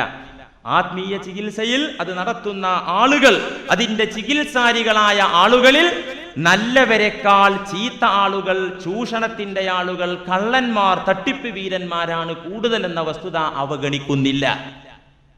എന്നാൽ ഇങ്ങനൊരു ചികിത്സയുണ്ടെങ്കിൽ, അഥവാ 90% അബദ്ധവും തട്ടിപ്പും ചൂഷണവുമാണെങ്കിൽ തന്നെ 10% യാഥാർത്ഥ്യമുണ്ടെങ്കിൽ ആ യാഥാർത്ഥ്യം നാം തിരിച്ചറിയണമല്ലോ. അതിനെ തടയാൻ പരിശുദ്ധ ഖുർആനിനെയാണ് സത്യവിശ്വാസികൾ ആയുധമാക്കേണ്ടത്. അതല്ലാതെ പൈശാചിക ഉപദ്രവങ്ങളിൽ നിന്ന് മോചനം തേടി ശിർക്കിന്റെ കേന്ദ്രങ്ങളിലേക്കും പിശാചിനെ പൂജിക്കുന്ന മഠങ്ങളിലേക്കും ഒരു സത്യവിശ്വാസി ഒരിക്കലും പോയിക്കൂടാ എന്ന ഗുണപാഠം നിങ്ങൾ സംസാരത്തിലൂടെ മനസ്സിലാക്കി കാണും. പൈശാചിക ഉപദ്രവങ്ങളും പ്രതിവിധികളും മുസ്ലിം ലോകം ഒന്നടങ്കം അംഗീകരിക്കുന്ന വിഷയമാകുന്നു. സൗദി അറേബ്യയിലെ മതകാര്യ വകുപ്പിന്റെ ഫത്വ ഞാൻ നിങ്ങളോട് പറയുകയുണ്ടായി. അവിടത്തെ മുഫ്തിമാരുടെ സംഘം, പണ്ഡിത സമൂഹം കൂടിയിരുന്നാലോചിച്ച് ഖുർആനും തിരുസുന്നത്തും ആധാരമാക്കി സൗദിയിലെ മുസ്ലിങ്ങൾക്ക് വേണ്ടി നൽകുന്ന മറുപടികളിൽ സുപ്രധാനമായ മറുപടികൾ സമാഹരിച്ച ഗ്രന്ഥങ്ങൾ ഇന്നും വാങ്ങാൻ കിട്ടും. ധാരാളം ചോദ്യോത്തരങ്ങൾക്കിടയിൽ ഈ വിഷയകമായി പല ചോദ്യങ്ങളും ഉന്നയിക്കപ്പെടുകയുണ്ടായി. ഔഖാഫിന്റെ ഫത്വ സമാഹാരങ്ങളിൽ കാണാം, ഒരു സഹോദരൻ ഒരു ചോദ്യം എഴുതി അറിയിക്കുന്നു. എന്താണ് ചോദ്യം? ധാരാളം നാളുകളായി എനിക്കൊരു തരം ബുദ്ധിമുട്ട്, പലവിധ മരുന്നുകളും കഴിച്ചെങ്കിലും ആ അസ്വാസ്ഥ്യത്തിൽ നിന്ന് മോചനം എനിക്ക് കിട്ടിയില്ല. അതുകൊണ്ട് തന്നെ ശാരീരിക മാനസിക വൈകല്യങ്ങൾ ആധുനിക യന്ത്രങ്ങളുടെ സഹായത്തോടെ പരിശോധിക്കുന്ന കേന്ദ്രങ്ങളിൽ നിരവധി തവണ ഞാൻ സന്ദർശിച്ചിട്ടും എനിക്കതിനെക്കുറിച്ചൊരു ഉത്തരം കിട്ടിയിട്ടില്ല. മരുന്നൊന്നും ഫലവത്തായിട്ടില്ല. എനിക്ക് തോന്നുന്നു ഇതൊരു പൈശാചിക ഉപദ്രവമാണെന്ന്. അതുകൊണ്ട് പണ്ഡിത സഭയോട് എനിക്ക് ചോദിക്കാനുള്ളത്, ഇതിൽ നിന്നുള്ള മോചനമാർഗം എന്തെന്നെനിക്ക് അറിയിച്ചു തരണം. ഔഖാഫിലെ പണ്ഡിതന്മാർ അതിന് കൊടുത്ത മറുപടി, യംബഗി അൻ തക്സുറ മിൻ ദിക്രില്ലാഹി തആല ഇൻദൻ നൗം വഅൻ തഖറഅ ആയത്തുൽ കുർസി വസൂറത്തുൽ ഇഖ്ലാസി വൽ മുഅവ്വിദതൈനി. അതിനുള്ള പോംവഴി പരിശുദ്ധ ഖുർആൻ തന്നെയാകുന്നു. പരിശുദ്ധ ഖുർആൻ എല്ലാ അസ്വാസ്ഥ്യങ്ങൾക്കുമുള്ള മോചനമാർഗമാണല്ലോ, എല്ലാ രോഗങ്ങൾക്കുമുള്ള ശമനമാണല്ലോ. അതുകൊണ്ട് നിങ്ങളുടെ മാനസിക ബുദ്ധിമുട്ടുകളിൽ നിന്ന് നിങ്ങൾക്ക് രക്ഷപ്പെടാനുള്ള മാർഗം യംബഗി അൻ തക്സുറ മിൻ ദിക്രില്ലാഹി തആല ഇൻദൻ നൗം. രാത്രി ഉറങ്ങിയാൽ എണീറ്റ് നടക്കുക, ഉച്ചത്തിൽ പേടിച്ച് കരയുക, ഇത്തരം പ്രശ്നങ്ങൾക്കൊക്കെയുള്ള പ്രതിവിധി, മരുന്ന്, ആത്മീയ ചികിത്സ യംബഗി അൻ തക്സുറ മിൻ ദിക്രില്ലാഹി തആല ഇൻദൻ നൗം. നിങ്ങൾ ഉറങ്ങുന്നതിന്റെ മുമ്പ് ധാരാളം ദിക്റുകൾ അധികരിപ്പിക്കണം. മാത്രമല്ല വഅൻ തഖറഅ ആയത്തുൽ കുർസി, ആയത്തുൽ കുർസി ഓതണം. വൽ ഇഖ്ലാസ്, സൂറത്തുൽ ഇഖ്ലാസ്, ഖുൽ ഹുവല്ലാഹു ഓതണം. വൽ മുഅവ്വിദതൈനി, മുഅവ്വിദതൈനി പാരായണം ചെയ്യണം. വഅൻ തസ്തഈദ ബികലിമാത്തില്ലാഹി താമ്മാതി മിൻ ശർരി മാ ഖലഖ്. അഊദു ബികലിമാത്തില്ലാഹി താമ്മാതി മിൻ ശർരി മാ ഖലഖ് എന്ന ആ ദിക്ർ സലാസ മറാത്ത് സ്വബാഹൻ വ മസാഅൻ, രാവിലെയും വൈകുന്നേരവും 3 ഗുളിക വെച്ച് കഴിക്കണം. ഏത്? അഊദു ബികലിമാത്തില്ലാഹി താമ്മാത്തി മിൻ ശർരി മാ ഖലഖ്. അത് 3 തവണ രാവിലെയും വൈകുന്നേരവും. വബിസ്മില്ലാഹില്ലദീ ലാ യദുറു മഅസ്മിഹി ശൈഉൻ ഫിൽ അർളി വലാ ഫിസ് സമാഇ വഹുവസ് സമീഉൽ അലീം എന്ന ആ ദിക്റും 3 തവണ രാവിലെയും വൈകുന്നേരവും നിങ്ങൾ ചൊല്ലണം എന്നാകുന്നു അവിടത്തെ പണ്ഡിത സഭ ആ സഹോദരന് നൽകിയ മറുപടി. അതുകൊണ്ട് പ്രിയപ്പെട്ടവരെ, പൈശാചിക ഉപദ്രവങ്ങളും അതിനുള്ള പ്രതിവിധികളും മുസ്ലിം ലോകം അംഗീകരിക്കുന്ന കാര്യമാകുന്നു. അതിനെല്ലാം തന്നെ ഖുർആനും ഹദീസും മരുന്ന് പറഞ്ഞു തരുന്നുണ്ട്. ഒരിക്കലും സത്യവിശ്വാസികൾ ശിർക്കിന്റെ കേന്ദ്രങ്ങളിലേക്ക് പോകരുത്. ഇനി തൗഹീദിന്റെ വക്താക്കളായി കുപ്പായമിട്ട ആളുകളാണെങ്കിലും നിങ്ങൾ തട്ടിപ്പിനിരയാകരുത്. എത്രയെത്ര വിദ്യാസമ്പന്നന്മാരായ ആളുകൾ ഈ സമൂഹത്തിന്റെ പുറംപൂച്ചണിഞ്ഞ ആളുകളുടെ സമക്ഷത്തിലേക്ക് ചെന്ന് തട്ടിപ്പിനിരയായ സംഭവം ഈ നാട്ടിൽ എനിക്കറിയാം. സംഭവം ഓക്കെ ആക്കാം. നിങ്ങൾ ഈ പ്രശ്നത്തിൽ നിന്ന് പ്രതിവിധിയുണ്ട്, മോചനമാർഗമുണ്ട്. 5000 ചിലവാ. എന്ത് 5000 ചെലവ്? 5000 രൂപ ചെലവ്. എന്തിന്? 2 കോഴിമുട്ട, പിന്നെ കുറച്ച് തകിട്, 1-2 കരിക്ക്. ഇതിനാ 5000 രൂപ ചെലവ്. ഈ രീതിയിൽ നിങ്ങൾ കബളിപ്പിക്കപ്പെടാതെ അള്ളാഹുവിന്റെ ഗ്രന്ഥവും പ്രവാചകരുടെ ഹദീസുകളും എന്താണ് പറയുന്നത്? അതുകൊണ്ട് ഇതൊന്നും ഇല്ലാന്ന് പറയണ്ട, ഇതുണ്ട്. ഉണ്ടെങ്കിൽ എന്താണ് അതിനുള്ള മാർഗം? ഇസ്ലാമികമായ മാർഗം, ഖുർആനിന്റെ മാർഗം, സുന്നത്തിന്റെ മാർഗം. അതാണ് നാം അവലംബിക്കേണ്ടത്. പറഞ്ഞല്ലോ, ഓരോ വീട്ടിലും പിശാചിന്റെ സാന്നിധ്യമുണ്ട്. ഹദീസ് കഴിഞ്ഞ ആഴ്ച നിങ്ങൾ കേട്ടില്ലേ? എല്ലാ വീട്ടിലും പിശാചുണ്ട്. എന്നാ പിന്നെ ആ പിശാചിനെ ഇറക്കി വിടാനുള്ള മാർഗം എന്താ? അതിനോ 4 മൂലയിൽ ഒരു കുപ്പി കുഴിച്ചിട്ട് തന്നെ അത് മറ്റേത് വീശിയിട്ട് ബാക്കി ഒഴിഞ്ഞ കുപ്പി ഉണ്ടാവുമല്ലോ, അതിലെന്തെങ്കിലും ഇട്ടിട്ട് 4 മൂലയിലും കുഴിച്ചിട്ടാ മതി. ഇതാണോ റസൂല് പറഞ്ഞത് സ്വല്ലല്ലാഹു അലൈഹി വസല്ലം? അല്ല, അതല്ല അതിനുള്ള പോംവഴി. നിങ്ങളുടെ വീടുകളിലുള്ള പിശാചിന്റെ സാന്നിധ്യം മാറ്റാൻ പ്രവാചക തിരുമേനി സ്വല്ലല്ലാഹു അലൈഹി വസല്ലമ പറഞ്ഞു, ലാ തജ്അലൂ ബുയൂതകും ഖുബൂറാ. ഇമാം ബുഖാരി ഉദ്ധരിക്കുന്ന ഹദീസ്. നിങ്ങളുടെ ഭവനങ്ങൾ നിങ്ങൾ ഖബറുകളാക്കരുത് എന്ന് വെച്ചാൽ പലതവണ പറഞ്ഞതാണത് ആ ഹദീസ്. നിങ്ങളുടെ വീടുകളെ നിങ്ങൾ ഖബറുകളാക്കരുത് എന്ന് വെച്ചാൽ വീട്ടിൽ മറവ് ചെയ്യരുത്. നേരർത്ഥം അങ്ങനെയല്ലേ? നിങ്ങളുടെ വീടുകളെ നിങ്ങൾ ഖബറുകളാക്കരുത് എന്ന് പറഞ്ഞാൽ വീട്ടിൽ മറവ് ചെയ്യരുത്, അങ്ങനെയാണോ? അതല്ല, അങ്ങനെയല്ല അതിന്റെ അർത്ഥം. ഒരിക്കലും അങ്ങനെയാകാൻ പാടില്ല. കാരണം വീടുകളിൽ മറവ് ചെയ്യാൻ പാടില്ല എന്ന നിയമമില്ല. നബി സല്ലല്ലാഹു അലൈഹി വസല്ലമ തങ്ങളെപ്പോലും അവിടുത്തെ വീട്ടിലല്ലേ മറവ് ചെയ്തത്? ഹുജറ ആയിഷ, മദീന പള്ളിയോട് ചേർന്ന പ്രവാചകരുടെ വീട്ടിലൊരു വീട്ടിലല്ലേ, ഒരു റൂമിലല്ലേ നബി സല്ലല്ലാഹു അലൈഹി വസല്ലമ തങ്ങളെ മറവ് ചെയ്തത്. ലാ തജ്അലൂ ബുയൂതകും ഖുബൂറാ. ഖബർ എന്ന് പറയുന്നത് കേവലം താമസത്തിനു മാത്രം ഒരുക്കപ്പെട്ട ഭവനമാകുന്നു.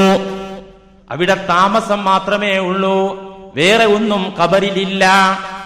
ഇതുപോലെ വെറും താമസത്തിനുള്ള ഇടമായി നിങ്ങളുടെ വീടുകളെ നിങ്ങൾ മാറ്റരുത്.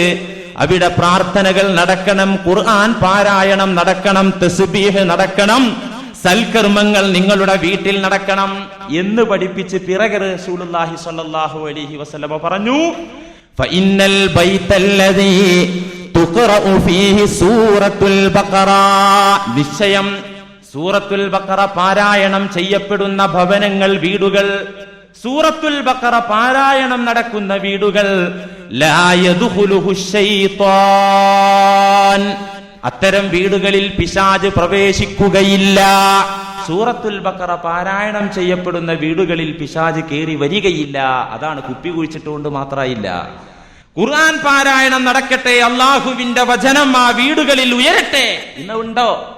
ആർക്കാപ്പതിന് ഒഴിവുള്ള? ആരെങ്കിലും ജീവൻ പോയാൽ 2 മുത്താലിമീങ്ങളെ കൂലിക്കാ പണി ഏൽപ്പിക്കും. നമ്മൾ ഉത്തരവാദിത്തം തീർന്നു അല്ലേ? തീർന്നില്ലേ? പരിശുദ്ധ ഖുർആൻ നിത്യമായി പാരായണം നടന്നിരുന്ന വീടുകളായിരുന്നു പഴയ കാലത്ത് നമ്മുടെ വീടുകൾ. ഇന്നതുണ്ടോ? ആർക്കാപ്പതിന് ഒഴിവ്?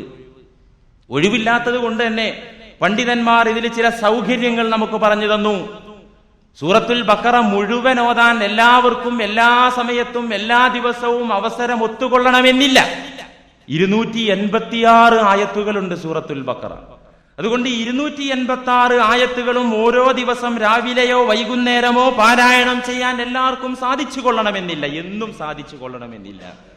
അതുകൊണ്ട് അതിനുള്ളൊരു എളുപ്പമാർഗം സൂറത്തുൽ ബഖറയിലെ ആദ്യ 5 ആയത്തുകളും അവസാനത്തെ 2 ആയത്തുകളുമെങ്കിലും മിനിമം മുഴുവൻ ഓതലാണ് വേണ്ടത്.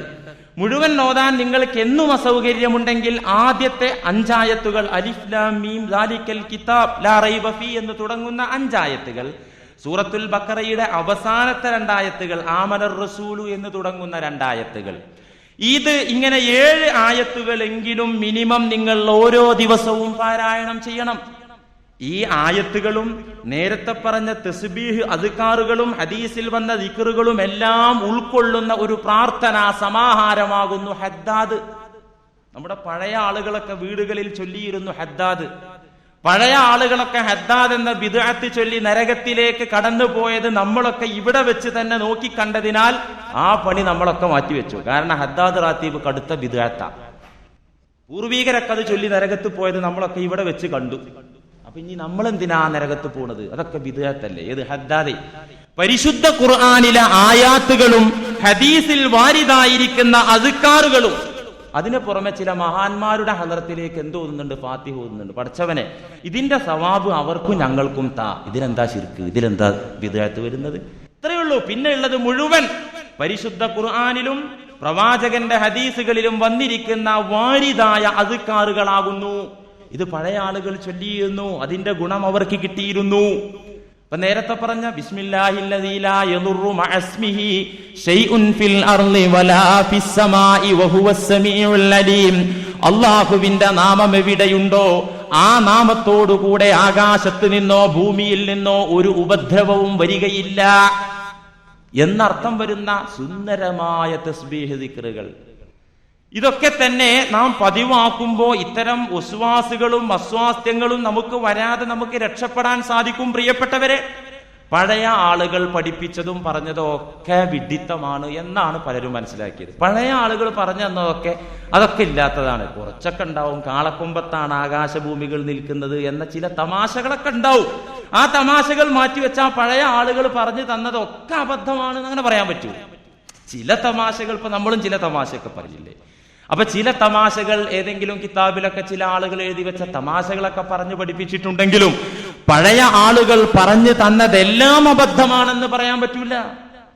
ഇപ്പൊ എന്റെ നാട്ടിലൊക്കെ, എന്റെ വീട്ടിലൊക്കെ വയസ്സായ ആളുകൾ സന്ധ്യ മയങ്ങിയാൽ പറയും, ഇനി കുട്ടികളെ പുറത്തിറക്കരുത്, വീട്ടിലേക്ക് കയറ്റ്, വാതിലടക്ക്. ഇവിടെ ഉള്ള ആളുകൾ പറയാറുണ്ടോ എന്ന് എനിക്കറിയില്ല. കൊച്ചുകുട്ടികളെ സന്ധ്യ മയങ്ങിയാൽ പുറത്തു വിടാൻ പാടില്ല ഉമ്മാമ്മമാരും പഴയ ആളുകളൊക്കെ പറയും. ഇതിൽ ശരിയുണ്ടോ? നിങ്ങൾ മനസ്സിലാക്കിയിട്ടുണ്ടോ? ഇതൊക്കെ പണ്ഡിതന്മാരുടെ പാതിരാ പ്രഭാഷണങ്ങളിലൂടെ, അന്നൊന്നും ഇന്നത്തെ പോലെ കേസറ്റുകളോ പ്രസിദ്ധീകരണങ്ങളോ ഇല്ലല്ലോ. രാത്രികളിൽ നടത്തുന്ന പ്രഭാഷണങ്ങൾ കിതാബ് കൊണ്ട് മുന്നിൽ വെച്ചിട്ട് ഉസ്താദുമാര് പറഞ്ഞു കൊടുക്കന്നെ. ഇത് കേട്ടത് കല്ലിൽ കൊത്തിവെച്ചതുപോലെ പഴയ ആളുകളുടെ മനസ്സിലുണ്ടായിരുന്നു. അങ്ങനെ അവർ പറയുന്നു, സന്ധ്യ മയങ്ങിക്കഴിഞ്ഞാൽ കുട്ടികളെ പുറത്തു വിടരുത്. അത് എവിടുന്നാ അവർക്ക് കിട്ടിയത്? ഇമാം ബുഖാരി ഉദ്ധരിക്കുന്ന ഹദീസിൽ കാണാം, നബി സല്ലല്ലാഹു അലൈഹി വസല്ലമ തങ്ങൾ പറയുന്നു, ഇദാ ജനഹൽ ലൈലു ഔ ഇദാ അംസൈതും, രാത്രി വന്നു കഴിഞ്ഞാൽ, സന്ധ്യയായി കഴിഞ്ഞാൽ, വൈകുന്നേരമായി കഴിഞ്ഞാൽ, ഇദാ ജനഹൽ ലൈലു, രാത്രിയുടെ ചിറക് വല്ല താഴ്ന്നു വന്നാൽ, രാത്രി തുടങ്ങിയാൽ, ഔ ഇദാ അംസൈതും, നിങ്ങൾ സന്ധ്യാസമയത്തായി കഴിഞ്ഞാൽ, കഫൂ സിബിയാനക്കും, നിങ്ങളുടെ കുട്ടികളെ നിങ്ങൾ വീട്ടിനകത്തേക്ക് വിളിച്ചു വരുത്തി വാതിലടക്കണം, അവരെ ബന്ധനത്തിലിടണം എന്ന് തന്നെ. വീട്ടിനകത്ത് അവരെ നിർത്തണം, പുറത്തു വിടരുത്. എന്തുകൊണ്ട്? സന്ധ്യ മയങ്ങിക്കഴിഞ്ഞാൽ ഇഴജന്തുക്കൾ ഉണ്ടാകാൻ ഇടയുണ്ട്. കുട്ടികൾക്ക് ബോധമില്ലല്ലോ, അതും ആകാം. നബി സല്ലല്ലാഹു അലൈഹി വസല്ലം പഠിപ്പിച്ചതിൽ പല അർത്ഥം ഉണ്ടാവും. നമ്മൾ കണ്ടതും കാണാത്തതുമായ നിരവധി സാധ്യതകൾ അതിനുണ്ടാകും. പക്ഷേ പ്രവാചകൻ എടുത്തു പറഞ്ഞത് ഇതിന്റെ കാരണം,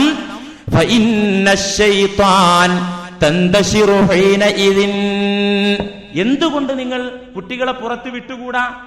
കുട്ടികളെ നിങ്ങൾ അകത്താക്കി വാതിലടക്കണമെന്ന് ഞാൻ പറഞ്ഞത് എന്തുകൊണ്ടാണ്? നിശ്ചയം പിശാചുക്കൾ ആ സന്ധ്യാസമയത്ത് ഓടി നടക്കുന്ന സമയമാകുന്നു. ശൈത്താന്മാർ ഓടി നടക്കുന്ന സമയമാണ്. അതുകൊണ്ട് കൊച്ചുകുട്ടികളെ പുറത്തിറക്കരുത്, അകത്താക്കി വാതിലടക്കണം എന്താ അങ്ങനെയൊന്നും ഇല്ല എന്ന് പറഞ്ഞ് പുറത്താക്കിയൊക്കെ കുഞ്ഞു വെറുതെ കരയും, പേടിച്ച് കരയും. പല ആളുകൾക്കും അനുഭവം ഉണ്ടത്. പേടിച്ച് കരയാ, എന്താ അസുഖം? ഒരു അസുഖമില്ല, വെറുതെ ഞെട്ടി തയ്ച്ച് കരയാ ചെറിയ കുഞ്ഞുങ്ങൾ. നബി സല്ലല്ലാഹു അലൈഹി വസല്ലമ പഠിപ്പിച്ച കാര്യങ്ങൾ ഇതിൽ പലതും പഴയ ആളുകൾ നമുക്ക് പഠിപ്പിച്ചു തന്നതിലുണ്ട്, പറഞ്ഞു തന്നതിലുണ്ട്. അവരൊക്കെ സ്വീകരിച്ചു വന്ന ആ ശൈലിയിലുണ്ട്. അതിന് ഹദീസിന്റെ പിൻബലമുണ്ട്. ഇങ്ങനെ നോക്കിയാൽ ധാരാളം സംഭവങ്ങൾ നമുക്ക് കാണാൻ സാധിക്കും. അതുപോലെ തന്നെ നിങ്ങൾ വീട്ടിലെ എപ്പോഴും വാതിലടക്കണം. വെറുതെ വാതിൽ തുറന്നിടരുത്. വെറുതെ വാതിൽ തുറന്നിടരുത്. നബി സല്ലല്ലാഹു അലൈഹി വസല്ലമ തങ്ങളുടെ വീട്ടിലേക്ക് സന്ദർശനം നടത്തിയ സ്വഹാബികളൊക്കെ പറഞ്ഞ സംഭവം നിരവധി ഹദീസുകളിൽ കാണാം. ഞങ്ങൾ നബിയുടെ വീട്ടിലേക്ക് ചെന്നു, നോക്കുമ്പോൾ അവിടുത്തെ വീട്ടിലെ ആ റൂമുകളിലെ വാതിലുകൾ അടക്കപ്പെട്ട നിലയിലായിരുന്നു. തുറന്നു കിടക്കുന്ന അവസ്ഥയിൽ കണ്ടിട്ടേ ഇല്ല. എപ്പോഴും പ്രവാചകരുടെ വീടിന്റെ വാതിലുകൾ അടഞ്ഞ നിലയിലായിരുന്നു. ഞങ്ങൾ മുട്ടുകയായിരുന്നു, അപ്പോൾ തുറക്കപ്പെട്ടു. നബി സല്ലല്ലാഹു അലൈഹി വസല്ലമ പഠിപ്പിച്ചതാണ്, പ്രായോഗികമായി പഠിപ്പിച്ചതാണ്. നിങ്ങളുടെ വീടുകളുടെ വാതിലുകൾ നിങ്ങൾ അടച്ചിടണം. ആവശ്യത്തിന് തുറക്കുക, പിന്നെ അടക്കുക. വെറുതെ തുറന്നിടരുത്. കള്ളന്മാർ കയറി വരും, പട്ടി കയറും എന്നത് മാത്രമല്ല, അതൊക്കെ ഉണ്ട്. അതിനു പുറമെ നിങ്ങളുടെ വീട്ടിലെ വാതിലുകൾ നിങ്ങൾ അടക്കണം. എന്തുകൊണ്ട്? അടച്ചിട്ട വാതിലിലൂടെ പിശാച് കയറുകയില്ല. അതുകൊണ്ട് നിങ്ങൾ എപ്പോഴും ആവശ്യം കഴിഞ്ഞാൽ വീടിന്റെ വാതിലുകൾ നിങ്ങൾ അടച്ചിടണമെന്ന് നബി സല്ലല്ലാഹു അലൈഹി വസല്ലമ പറഞ്ഞു. ഇങ്ങനെ ഒരുപാട് സംഭവം. എന്തിനധികം മനുഷ്യനിൽ പിശാച് ബാധിക്കും എന്നതിന് വ്യക്തമായ തെളിവ് ഖുർആൻ തന്നെയാണ്. ഖുർആൻ തന്നെയാണ്. നിങ്ങൾ നോക്കൂ, പലിശക്കാരന്റെ അവസ്ഥ വിവരിച്ചുകൊണ്ട് അള്ളാഹു എന്താണ് പറഞ്ഞത്? അല്ലദീന യഅ്കുലൂന റിബാ ലാ യഖൂമൂന ഇല്ലാ കമാ യഖൂമുല്ലദീ യതഖബ്ബതുഹു ശൈത്വാനു മിനൽ മസ്. അല്ലദീന യഅ്കുലൂന റിബാ, പലിശ ഭുജിക്കുന്ന ആളുകൾ, ലാ യഖൂമൂന ഐ മിൻ ഖുബൂരിഹിം, അന്ത്യദിനത്തിൽ അവരുടെ ഖബറുകളിൽ നിന്ന് അവർ എണീക്കുകയില്ല.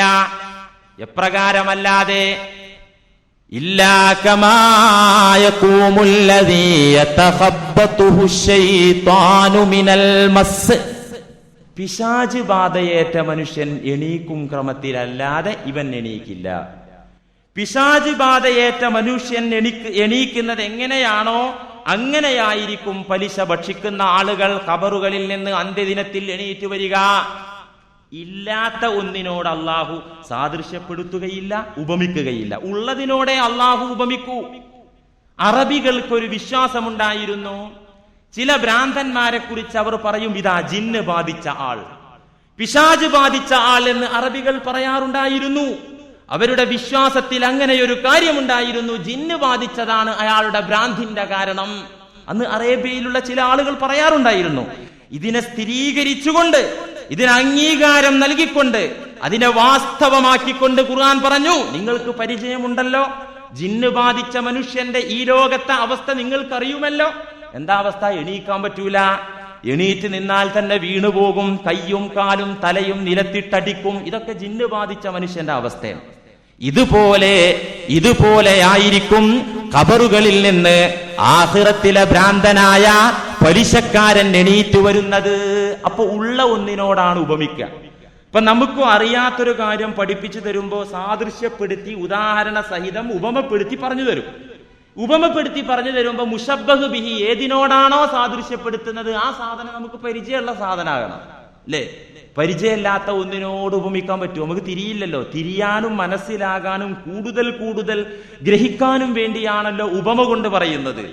അപ്പൊ അവർക്കൊക്കെ ഏതറിയാ? ജിന്ന് ബാധിച്ച മനുഷ്യൻ, പിശാച് ബാധയേറ്റ മനുഷ്യനെ കുറിച്ച് അവർക്കറിയാ. അങ്ങനത്തെ ആളുകൾ എണീക്കുന്നത് പോലെ ആയിരിക്കും പലിശ കഴിച്ച മനുഷ്യൻ ഖബറുകളിൽ നിന്ന് എണീക്കുക. അതിനെന്താ കാരണം? പലിശക്കാരൻ ഖബറിൽ നിന്ന് അങ്ങനെ എണീക്കാൻ കാരണം എന്താ? തഫ്സീറിൽ കാണാം, യകൂനു അഅലമ അഅലാഇഹി മിൻ ജസദിഹി ബത്നഹു. അവന്റെ ശരീരത്തിലെ ഏറ്റവും വലിയ സാധനം അവന്റെ വയറായിരിക്കും. അവന് താങ്ങിയാൽ പൊന്താത്ത വയറ്, വലിയ വയറ്. അവന് എടുത്താൽ പൊങ്ങാത്ത വയറ്. യകൂനു അഅലമ അഅലാഇഹി മിൻ ജസദിഹി ബത്നഹു. അവന്റെ തടിയേക്കാൾ വലിയ വയറായിരിക്കും അവന്. അപ്പൊ ആ വയറ് താങ്ങാൻ പറ്റാതെ എണീറ്റ് നിൽക്കുമ്പോൾ അവൻ മറിഞ്ഞു വീഴും. അങ്ങനെ കയ്യും കാലും തലയും ഇട്ടടിച്ചവൻ വീണ്ടും എണീക്കാൻ ശ്രമിക്കും, വീണ്ടും അവൻ വീഴും. ഈ അവസ്ഥ നിങ്ങൾ കണ്ടിട്ടുണ്ടല്ലോ. എവിടെ നിന്ന് കണ്ടിട്ടുണ്ട്? ജിന്ന് ബാധിച്ച, പിശാച് ബാധയേറ്റ മനുഷ്യനിൽ നിങ്ങൾ ധാരാളം കണ്ടിട്ടുണ്ടല്ലോ. ആ അവസ്ഥയായിരിക്കും പരലോകത്ത് പലിശക്കാരൻ എന്ന് പരിശുദ്ധ ഖുർആൻ. അപ്പൊ അതങ്ങനെ ഒരു സംഭവം ഉണ്ട് എന്ന് ഇതിൽ നിന്ന് നമുക്ക് മനസ്സിലാക്കാം. മാത്രമല്ല, പിശാച് ബാധയേറ്റ മനുഷ്യർക്കുണ്ടാകുന്ന അവസ്ഥകൾ മൻഹജുൽ ഖുർആൻ എന്ന ഗ്രന്ഥത്തിൽ കാണാം. ധാരാളം സംഭവങ്ങൾ നിങ്ങൾ ആലോചിച്ചു നോക്കൂ. പിശാച് പല രീതിയിലും മനുഷ്യനെ ഉപദ്രവിക്കും, പല രീതിയിലും മനുഷ്യനെ ക്ലേശിപ്പിക്കും എന്ന് പറഞ്ഞല്ലോ. എത്രത്തോളം എന്ന് വെച്ചാൽ, പഴയ ആളുകൾ വൈദ്യുതിയും വെളിച്ചവും ഒക്കെ വരുന്നതിന്റെ മുമ്പ് പഴയ ആളുകൾ പറഞ്ഞിരുന്നു, മനുഷ്യന് വഴി തെറ്റിക്കുന്ന പൊട്ടിപ്പിശാചുണ്ടായിരുന്നു. വഴി തെറ്റിക്കുന്ന, ഇപ്പൊ കരണ്ടൊക്കെ വന്നപ്പോ അവന്മാരെ എങ്ങോട്ടോ പോയി എന്നാ പറയുന്നത്. എന്തോ നമ്മളാരും കണ്ടിട്ടില്ലല്ലോ. ഏതായാലും അങ്ങനെ ഒരു സാധനം ഉണ്ടെങ്കിൽ തന്നെ അതിനും സാധ്യതയുണ്ട്. ഉമർ റളിയല്ലാഹു അൻഹുവിന്റെ ഖിലാഫത്ത് കാലത്ത് ഒരു മനുഷ്യനെ പിശാച് വഴി തെറ്റിച്ച് റാഞ്ചി കൊണ്ടുപോയ സംഭവം നിരവധി ഫിഖ്ഹ് ഗ്രന്ഥങ്ങളിൽ കാണാം. എന്താ സംഭവം എന്നറിയോ? ഒരു മസ്അലയുമായി ബന്ധപ്പെട്ട്, ഒരു വിഷയവുമായി ബന്ധപ്പെട്ടാണ് കർമ്മശാസ്ത്ര പണ്ഡിതന്മാർ ഈ ചരിത്രം ഉദ്ധരിച്ചിരിക്കുന്നത്. ഫുഖിദ റജുലുൻ ഫീ ഉമർ റളിയല്ലാഹു അൻഹു. ഉമർ റളിയല്ലാഹു അൻഹുവിന്റെ കാലത്ത് ഒരു മനുഷ്യനെ കാണാനില്ലാതെയായി. فجاءته امرأته إلى أمير المؤمنين عمر بن الخطاب رضي الله عنه. ആ കാണാനില്ലാത്ത മനുഷ്യന്റെ ഭാര്യ അമീറുൽ മുഅ്മിനീൻ ഉമറുൽ ഫാറൂഖ് റളിയല്ലാഹു അൻഹുവിന്റെ സന്നിധിയിലേക്ക് വന്ന് ഫഖാലത്ത് ലഹു ദാലിക, ഈ സംഭവം പറഞ്ഞു. തന്റെ ഭർത്താവിന്റെ തിരോധാനവും, ബഹുമാനപ്പെട്ട ഖലീഫ, ഞാൻ ഒരുപാട് നാൾ എന്റെ പ്രിയതമനെ കാത്തിരുന്നു, പക്ഷെ കണ്ടില്ല. ഇനി ഞാൻ എത്ര നാൾ അയാൾക്ക് വേണ്ടി കാത്തിരിക്കണം? നാഥനില്ലാതെ ബന്ധനത്തിലിട്ടവളായിട്ട് ഞാൻ എന്റെ ബാക്കി ജീവിതം തള്ളി നീക്കണോ, അതോ ഞാൻ വേറെ വല്ലതും ചെയ്യണോ? ഒരു പരിഹാരം പറഞ്ഞു തന്നാലും. ഇപ്പൊ ഭർത്താക്കന്മാരെ കാണാനില്ല, ജീവിച്ചിരിപ്പുണ്ടോ മരിച്ചുപോയോ ഒന്നും അറിയില്ലെങ്കിൽ അതിന് ഇസ്ലാമിൽ നിയമമുണ്ട്. ആ പെണ്ണ് എന്നും നാഥനില്ലാതെ അദ്ദേഹത്തെ കാത്തിരിക്കേണ്ട കാര്യമില്ല. ഫസ്ഖ് എന്ന ഒരു നിയമമുണ്ട് ഇസ്ലാമിൽ. നബി സല്ലല്ലാഹു അലൈഹി വസല്ലമ പഠിപ്പിച്ചു തന്ന നിയമമാണത്, ഫസ്ഖ്. ആ നിക്കാഹ് ബന്ധത്തെ ദുർബലമാക്കാനും ആ കെട്ടഴിക്കാനും പെണ്ണിന് ഇസ്ലാം സ്വാതന്ത്ര്യം നൽകി. പെണ്ണെ, നീ എക്കാലത്തും അയാളെ കാത്ത് വിശന്നുകൊണ്ട് പട്ടിണി കിടക്കേണ്ട കാര്യമില്ല. നിനക്കാ നിക്കാഹ് ബന്ധം മുറിച്ചുകൊണ്ട് വേറെ ഒരു വിവാഹം നിനക്ക് അന്വേഷിക്കാവുന്നതാണ്. ഇതാണ് ഫസ്ഖ്. ഈ ഫസ്ഖിന്റെ മസ്അല പറയുന്ന ഭാഗത്താണ് കർമ്മശാസ്ത്ര പണ്ഡിതന്മാർ ഈ ചരിത്രം വിവരിച്ചിരിക്കുന്നത്. എന്തിനു പറയുന്നു? ഇദ്ദേഹത്തെ കാണാനില്ല. ഈ തിരോധാന കഥ അമീറുൽ മുഅ്മിനീന്റെ മുന്നിൽ വന്ന് സങ്കടത്തോടു കൂടെ ആ പെണ്ണ് പറഞ്ഞപ്പോ ഉമർ റളിയല്ലാഹു അൻഹു ആ പെണ്ണിനോട് പറഞ്ഞു, ഇന്തലിഖി തറബ്ബിസി 4 സിനീൻ. ഏതായാലും ആയല്ലോ, ഒരു 4 കൊല്ലം കൂടെ കാത്തിരിക്കും, നീ തിരിച്ചു പോ. 4 കൊല്ലത്തിനിടക്ക് നിന്റെ ഭർത്താവ് വന്നില്ലെങ്കിൽ, നിന്റെ സംരക്ഷണം അയാൾ ഏറ്റെടുത്തിട്ടില്ലെങ്കിൽ, അപ്പോൾ നമുക്ക് ഭാവി കാര്യം ചിന്തിക്കാം. ഇപ്പോൾ നീ പൊക്കോ, 4 വർഷം കഴിഞ്ഞു വാ. 4 വർഷം കഴിഞ്ഞു. അവളുടെ പ്രിയതമനെ അപ്പോഴും കാണാനില്ല. ജീവിച്ചിരിപ്പുണ്ടോ മരിച്ചുപോയോ ഒന്നും അറിയില്ല. 4 വർഷം കഴിഞ്ഞ് ആ പെണ്ണ് രണ്ടാമതും ഖലീഫയുടെ സന്നിധിയിലേക്ക് മടങ്ങി വന്നപ്പോ ഉമർ റളിയല്ലാഹു അൻഹു പറഞ്ഞു, ഇന്തലിഖി ഫഅതദി 4 അശ്ഹുരിൻ വഅശ്റാ. നീ തിരിച്ചു പോയിട്ട് 4 മാസവും 10 ദിവസവും ഇദ്ദയിരിക്ക്. അത് വഫാത്തിന്റെ ഇദ്ദയാ. ഭർത്താക്കന്മാർ മരിച്ചാൽ ഭാര്യമാരുടെ മേലിൽ ഇസ്ലാം പറഞ്ഞിരിക്കുന്ന ഇദ്ദ ആചരണം 4 മാസവും 10 ദിവസവും. മരിച്ചു എന്ന് എന്നെ സങ്കല്പിച്ച് 4 മാസവും 10 ദിവസവും ഇദ്ദ ഇരുന്നിട്ട് വാ. ആ പെണ്ണ് വന്നു, ഇദ്ദ കഴിഞ്ഞു വന്നു. വന്ന സമയത്ത് ആ പെണ്ണിന്റെ രക്ഷിതാവിനെ വലിയനെ വിളിച്ചുകൊണ്ട് അമീറുൽ മുഅ്മിനീൻ പറഞ്ഞു, ഇനി ഇവൾ മറ്റൊരാളുടെ, കാണാനില്ലാത്ത ഒരാളുടെ ഭാര്യയല്ല. ത്വലാഖ് സംഭവിച്ചിട്ടുണ്ട്, സ്വമേധയാ ഫസ്ഖായിട്ടുണ്ട്. ഇനി ഒന്നും ആലോചിക്കണ്ട, ഇവളെ വേറെ ഒരാൾക്ക് വിവാഹം കഴിച്ചു കൊടുക്കുക, ഇവളുടെ സംരക്ഷണം ഒരാൾ ഏറ്റെടുക്കട്ടെ. നിയമത്തിന്റെ അടിസ്ഥാനത്തിൽ പ്രവാചകന്റെ ചര്യ ആധാരമാക്കിക്കൊണ്ട് ഉമർ റളിയല്ലാഹു അൻഹു വിധിച്ചു. ഈ വിധി കഴിഞ്ഞ് അവളോട് പറഞ്ഞു, ഇദ്ദ ആചരിച്ച് വന്ന ആ പെണ്ണിനോട് പറഞ്ഞു, പെണ്ണെ, ഇന്തലിഖി തസവ്വിജി മൻ ശിഇതി. നീ ഉദ്ദേശിച്ച ഒരാളെ നീ വിവാഹം കഴിച്ചോ, ഇനി പ്രശ്നമില്ല, സ്വസ്ഥതയോടുകൂടെ ജീവിച്ചോ. ഫതസവ്വജത്ത്, അവളെ വിവാഹം കഴിഞ്ഞു. വേറെ ഒരു ഭർത്താവിനെ കണ്ടെത്തി സുന്ദരമായി വിവാഹം കഴിഞ്ഞ് വളരെ സ്വസ്ഥതയോടുകൂടെ ജീവിച്ചു കൊണ്ടിരിക്കെ നമ്മളെ ഒന്നാമത്തെ കാക്ക ഇങ്ങനെ കയറി വരുന്നുണ്ട്. സുബ്ഹാനല്ലാഹ്, കുടുങ്ങിയില്ലേ? ഇനി എന്തപ്പ ചെയ്യാ? ഉമർ റളിയല്ലാഹു അൻഹു ചോദിച്ചു, അയിനത്തദ്ഹബു, എടാ ചങ്ങാതി, എവിടുന്നാ നീ വരുന്നത്? നീ വരാതിരുന്നാ പോരെയിരുന്നു. അപ്പൊ ആ സംഗതി ആകെ മറിഞ്ഞല്ലോ, ബുദ്ധിമുട്ടായല്ലോ, പ്രശ്നമായല്ലോ. എവിടെയായിരുന്നു ഇത്ര കാലം? എവിടെ നിന്നാണ് നീ വരുന്നത്? അപ്പോഴാണ് അദ്ദേഹം പറയുന്നത്, അമീറുൽ മുഅ്മിനീന്റെ മുന്നിൽ നിന്ന് ഒരു ന്യായമല്ലാത്ത കാര്യം പറയാൻ അക്കാലത്ത് ആർക്കും ധൈര്യമുണ്ടായിരുന്നില്ല.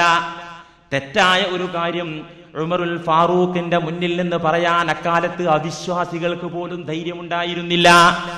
അങ്ങനത്തെ ഖലീഫയുടെ മുന്നിൽ വെച്ച് മനുഷ്യൻ പറഞ്ഞു, അമീറുൽ മുഅ്മിനീൻ, ഞാൻ പാതിരാത്രിയിൽ നടന്നു പോകവേ എന്റെ വഴിയൊക്കെ തെറ്റി പിശാച് തെറ്റിച്ച് എന്നെ ഒരു അറിയാത്ത പ്രദേശത്ത് ഞാൻ അങ്ങനെ ചെന്നെത്തിപ്പെട്ടു. എനിക്ക് വഴിയറിയില്ല. ഫവല്ലാഹി മാ അദ്രി ഫീ അയ്യി അർളില്ലാ, അല്ലാഹുവിന്റെ ഏത് ഭൂമിയിലാണ് ഞാൻ എത്തിപ്പെട്ടത് എന്നെനിക്കറിയില്ല. ഞാൻ നോക്കുമ്പോൾ അവിടെ ചില ആളുകളുണ്ട്, യസ്തഅബ്ദൂനനി, എന്നെ ആരാധിക്കുന്ന ഒരു വിഭാഗം പടപ്പുകൾ, എന്നെ ആരാധിക്കാൻ. എനിക്ക് പരിചയമില്ലാത്ത ഒരു പ്രദേശത്ത് ഞാൻ വഴി തെറ്റി, അങ്ങനെ പിശാചുക്കൾ എന്നെ തെറ്റിച്ച് റാഞ്ചി കൊണ്ടുപോയി. അങ്ങനെ അവിടെ എത്തിയപ്പോ അവിടെ ഒരു ഖൗമുണ്ട്, ആ ഖൗമ് യസ്തഅബ്ദൂനനി, എന്നെ ആരാധിക്കുക. ഞാൻ അത്ഭുതപ്പെട്ടു പോയി.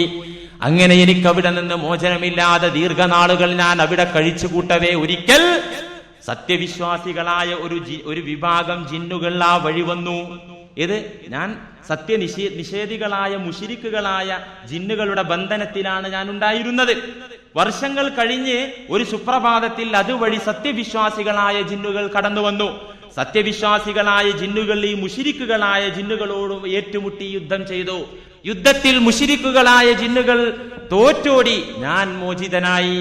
ഫകുന്തു ഫീ മഗ്തനമൂഹു, വിശ്വാസികളായ ജിന്നുകൾക്ക് യുദ്ധാനന്തര സ്വത്തായി കിട്ടിയതിൽ ഒന്ന് ഞാനായി. അവർക്ക് കിട്ടിയ ഗനീമത്ത് സ്വത്തിൽ ഞാനും പെട്ടു. അവര് പറഞ്ഞു, സുബ്ഹാനല്ലാഹ്, ഇത് ഇൻസാണല്ലോ, മനുഷ്യനാണല്ലോ. എടാ ചങ്ങാതി, നീ എങ്ങനെ ഈ താവളത്തിലെത്തി? ഇവിടെ ജിന്നുകളുടെ ലോകമാണല്ലോ, നീ എങ്ങനെ ഇവിടെ എത്തി? ഫഅഖ്ബർതുഹും ഖബരി, ഞാൻ എന്റെ സംഭവങ്ങളെല്ലാം വിശ്വാസികളായ ജിന്നുകൾക്ക് പറഞ്ഞു കൊടുത്തപ്പോ അവർ ഒന്നും ചോദിച്ചില്ല, ഒന്നേ എന്നോട് പറഞ്ഞുള്ളൂ, ഫബി അയ്യി അർളില്ലാഹി തുഹിബ്ബു അൻ തുസ്ബിഹ, നിനക്കിപ്പോ നാളെ കാലത്ത് എവിടെ എത്തണം? നിനക്ക് എവിടെയാണ് എത്തേണ്ടത്? നിന്റെ താല്പര്യം എന്താ? എവിടേക്ക് പോകാനാ താല്പര്യം? ഫഖുൽതു, ഞാൻ ഉടനെ പറഞ്ഞു, അൽ മദീന, മദീനയിൽ ഹിയ അർളി വ അർളു റസൂലില്ലാഹി സ്വല്ലല്ലാഹു അലൈഹി വസല്ലം, എന്റെ നാട് മദീനയാണ്, നബി സല്ലല്ലാഹു അലൈഹി വസല്ലം തങ്ങളുടെ നാടും മദീനയാണ്, എനിക്ക് അവിടെ എത്തിയാ മതി. ഫഅസ്ബഹതു ഫിൽ മദീന അമീറുൽ മുഅ്മിനീൻ, ഞാൻ ഇതുപോലെ എനിക്ക് ദിശയറിഞ്ഞ് കറക്റ്റ് വഴിയിലൂടെ ഞാൻ ഇപ്പോൾ ഇവിടെ എത്തിപ്പെട്ടു എന്ന് പറഞ്ഞപ്പോഴാ, ഹംകെ, നിന്റെ ഭാര്യന്റെ കൂടെ സഹിച്ചു നിൽക്കാൻ പറ്റില്ലെങ്കിൽ ഈ വക ജിന്ന് നമ്പർ ഇറക്കണം നീ എന്ന് ചോദിച്ചില്ല ഉമർ റളിയല്ലാഹു അൻഹു. ചിലർക്കുണ്ടാവും ഈ കഥ കേട്ടപ്പോ ചിലരൊക്കെ ഇപ്പൊ ആലോചിക്കുന്നുണ്ടാവും, എന്നാ ഈ പഹച്ചിയിൽ നിന്ന് രക്ഷപ്പെടാൻ ഒരു ജിന്ന് കഥ ഇറക്കിയിട്ട് ഇവിടെ നാട് വിട്ടാലോ, വരുമ്പോഴേക്ക് അവളാരെങ്കിലും ഒക്കെ കൊണ്ടുപോയിട്ട് സലാമത്താകാലോ, നമുക്ക് വേറെ കല്യാണം കഴിക്കാം. ഏതായാലും ഈ സംഭവം ഉമർ റളിയല്ലാഹു അൻഹുവിനോട് പറഞ്ഞപ്പോ, കൂടുതൽ കഥയൊന്നും എനിക്കറിയില്ല, ഞാൻ ആകെ ദിശ തെറ്റിപ്പോയി, ഇങ്ങനൊരു വിഭാഗത്തിന്റെ മുന്നിൽ എത്തിപ്പെട്ട് ഇപ്പൊ ഞാൻ മോചിതനായി ഇവിടെ എത്തി എന്ന് പറഞ്ഞപ്പോ ഉമർ റളിയല്ലാഹു അൻഹു വിധിക്കുകയാണ്, ഫഖയ്യറഹു ഉമർ റളിയല്ലാഹു അൻഹു ഇൻഷാ ഇംറഅതഹു വ ഇൻഷാ അസ്സദാഖ്, എന്നാ പിന്നെ ഒരു കാര്യം ചെയ്യാം, ഇൻഷാ ഇംറഅതഹു, നീ വേണമെങ്കിൽ നിന്റെ ആ ഭാര്യനെ നിനക്ക് തിരിച്ചെടുക്കാം, അയാൾ തൊലാക്ക് ചൊല്ലി യുദ്ധം കഴിഞ്ഞാൽ മതിയല്ലോ. വ ഇൻഷാ സ്വദാഖ, അല്ലെങ്കിൽ നീ അവൾക്ക് കൊടുത്ത മഹർ തിരിച്ചു വാങ്ങിക്കോ, അവരങ്ങനെ സുഖമായിട്ട് ജീവിച്ചോട്ടെ. ഫഖ്താറ അസ്സദാഖ, ആ മനുഷ്യൻ തിരഞ്ഞെടുത്തത് എനിക്ക് മഹർ തിരിച്ചു കിട്ടിയാൽ മതി. കാരണം ദി അന്നഹാ കാനത്ത് ഹുബ്ല, അവൾ രണ്ടാമനായ ഭർത്താവിലൂടെ അവൾ ഗർഭിണിയായിരുന്നു, അതുകൊണ്ട് ഇനി വേണ്ട, എനിക്ക് എന്റെ സ്വദാഖ് തിരിച്ചു കിട്ടിയാൽ മതി, മഹർ തിരിച്ചു കിട്ടിയാൽ മതി എന്ന് പറഞ്ഞ് സുന്ദരമായി വിധിച്ചു എന്നാണ് സംഭവം. ഇത്തരത്തിലുള്ള ധാരാളം സംഭവങ്ങൾ കാണാം. മൻഹജുൽ ഖുർആൻ എന്ന ഗ്രന്ഥത്തിൽ കാണാം ജിന്നുബാധയേറ്റ മനുഷ്യർക്കുണ്ടാകുന്ന അവസ്ഥകൾ. ഒന്ന് ദാഇമുന്നൗം ബിഹൈസു ലാ യുഹിബ്ബു അൻ യഖൂമ മിനൻ നൗം ലിൽ അക്ലി വശുർബി, ഭക്ഷണം കഴിക്കാൻ പോലും എണീക്കാതെ ഉറങ്ങന്നെ, ഫുൾ ടൈം ഉറങ്ങുക, ഭക്ഷണം കഴിക്കാൻ പോലും എണീക്കാൻ താല്പര്യമില്ലാത്ത ഉറക്ക്, ഇത് ഉണ്ടാകാം ജിന്നുബാധയിലൂടെ.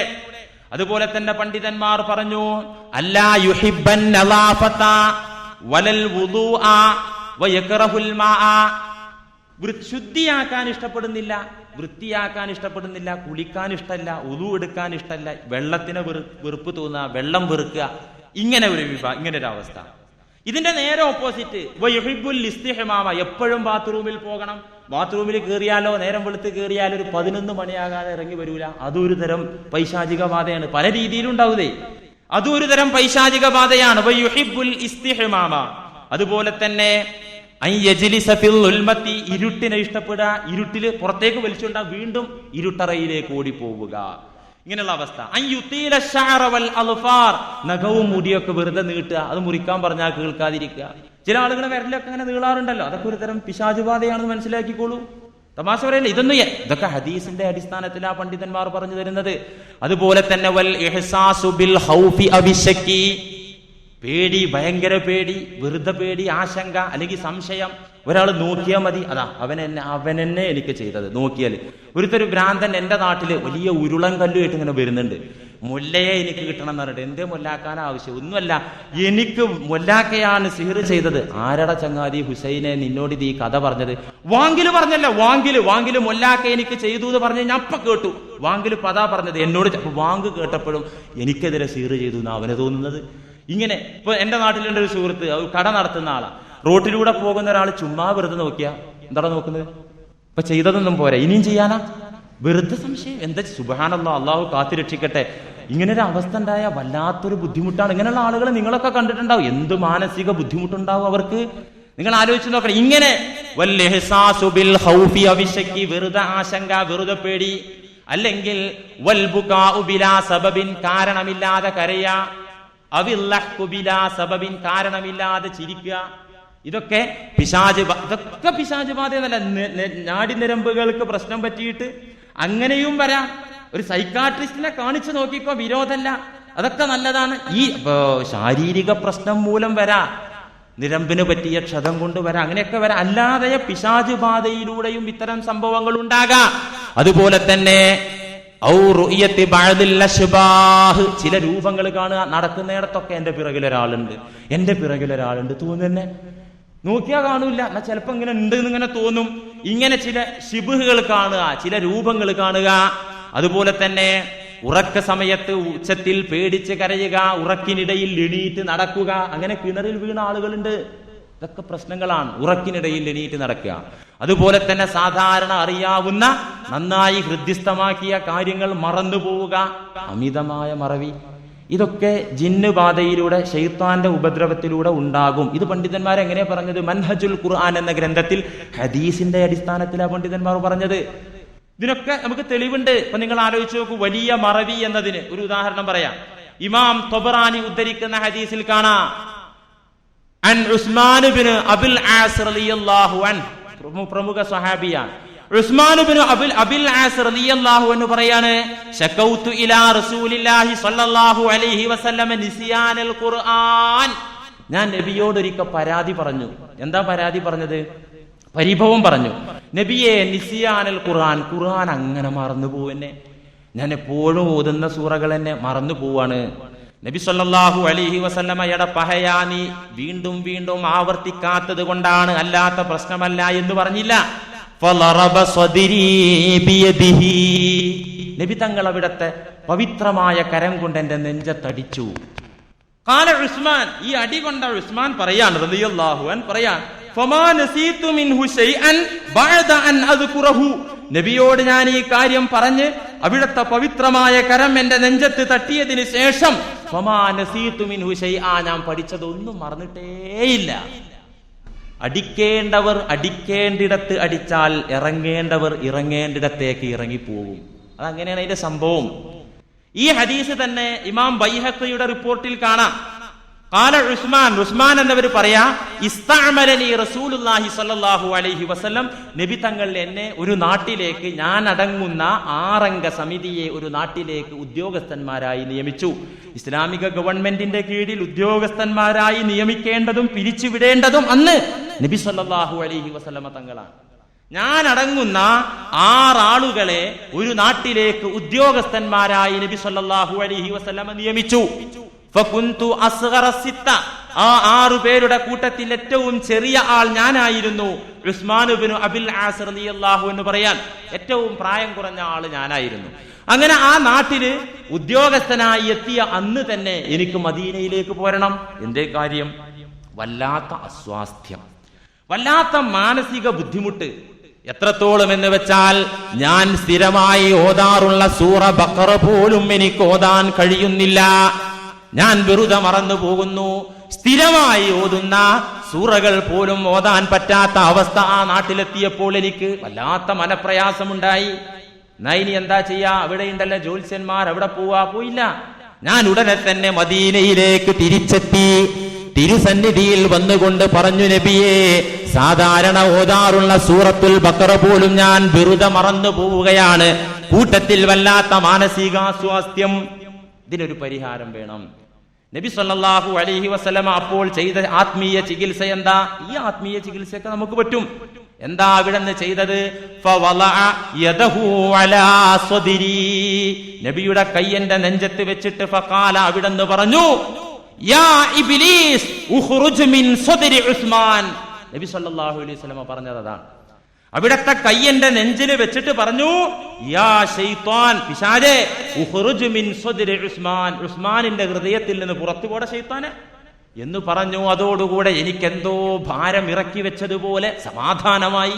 ഇതൊരു സൈക്കോളജി അല്ലേ മുസ്ലിയാരെ? ആയിക്കോട്ടെ, സൈക്കോളജിയിലൂടെ കാര്യം, രോഗം സുഖായ അതുപോലെ നബി സല്ലല്ലാഹു അലൈഹി വസല്ലമ നടത്തിയ സൈക്കോളജി അത് സുന്നത്തായ സൈക്കോളജിയാണ്. അത് നമുക്ക് പറയണം, അത് പ്രചരിപ്പിക്കണം, പ്രായോഗികമാക്കണം. അത് നല്ല കാര്യമാണ്.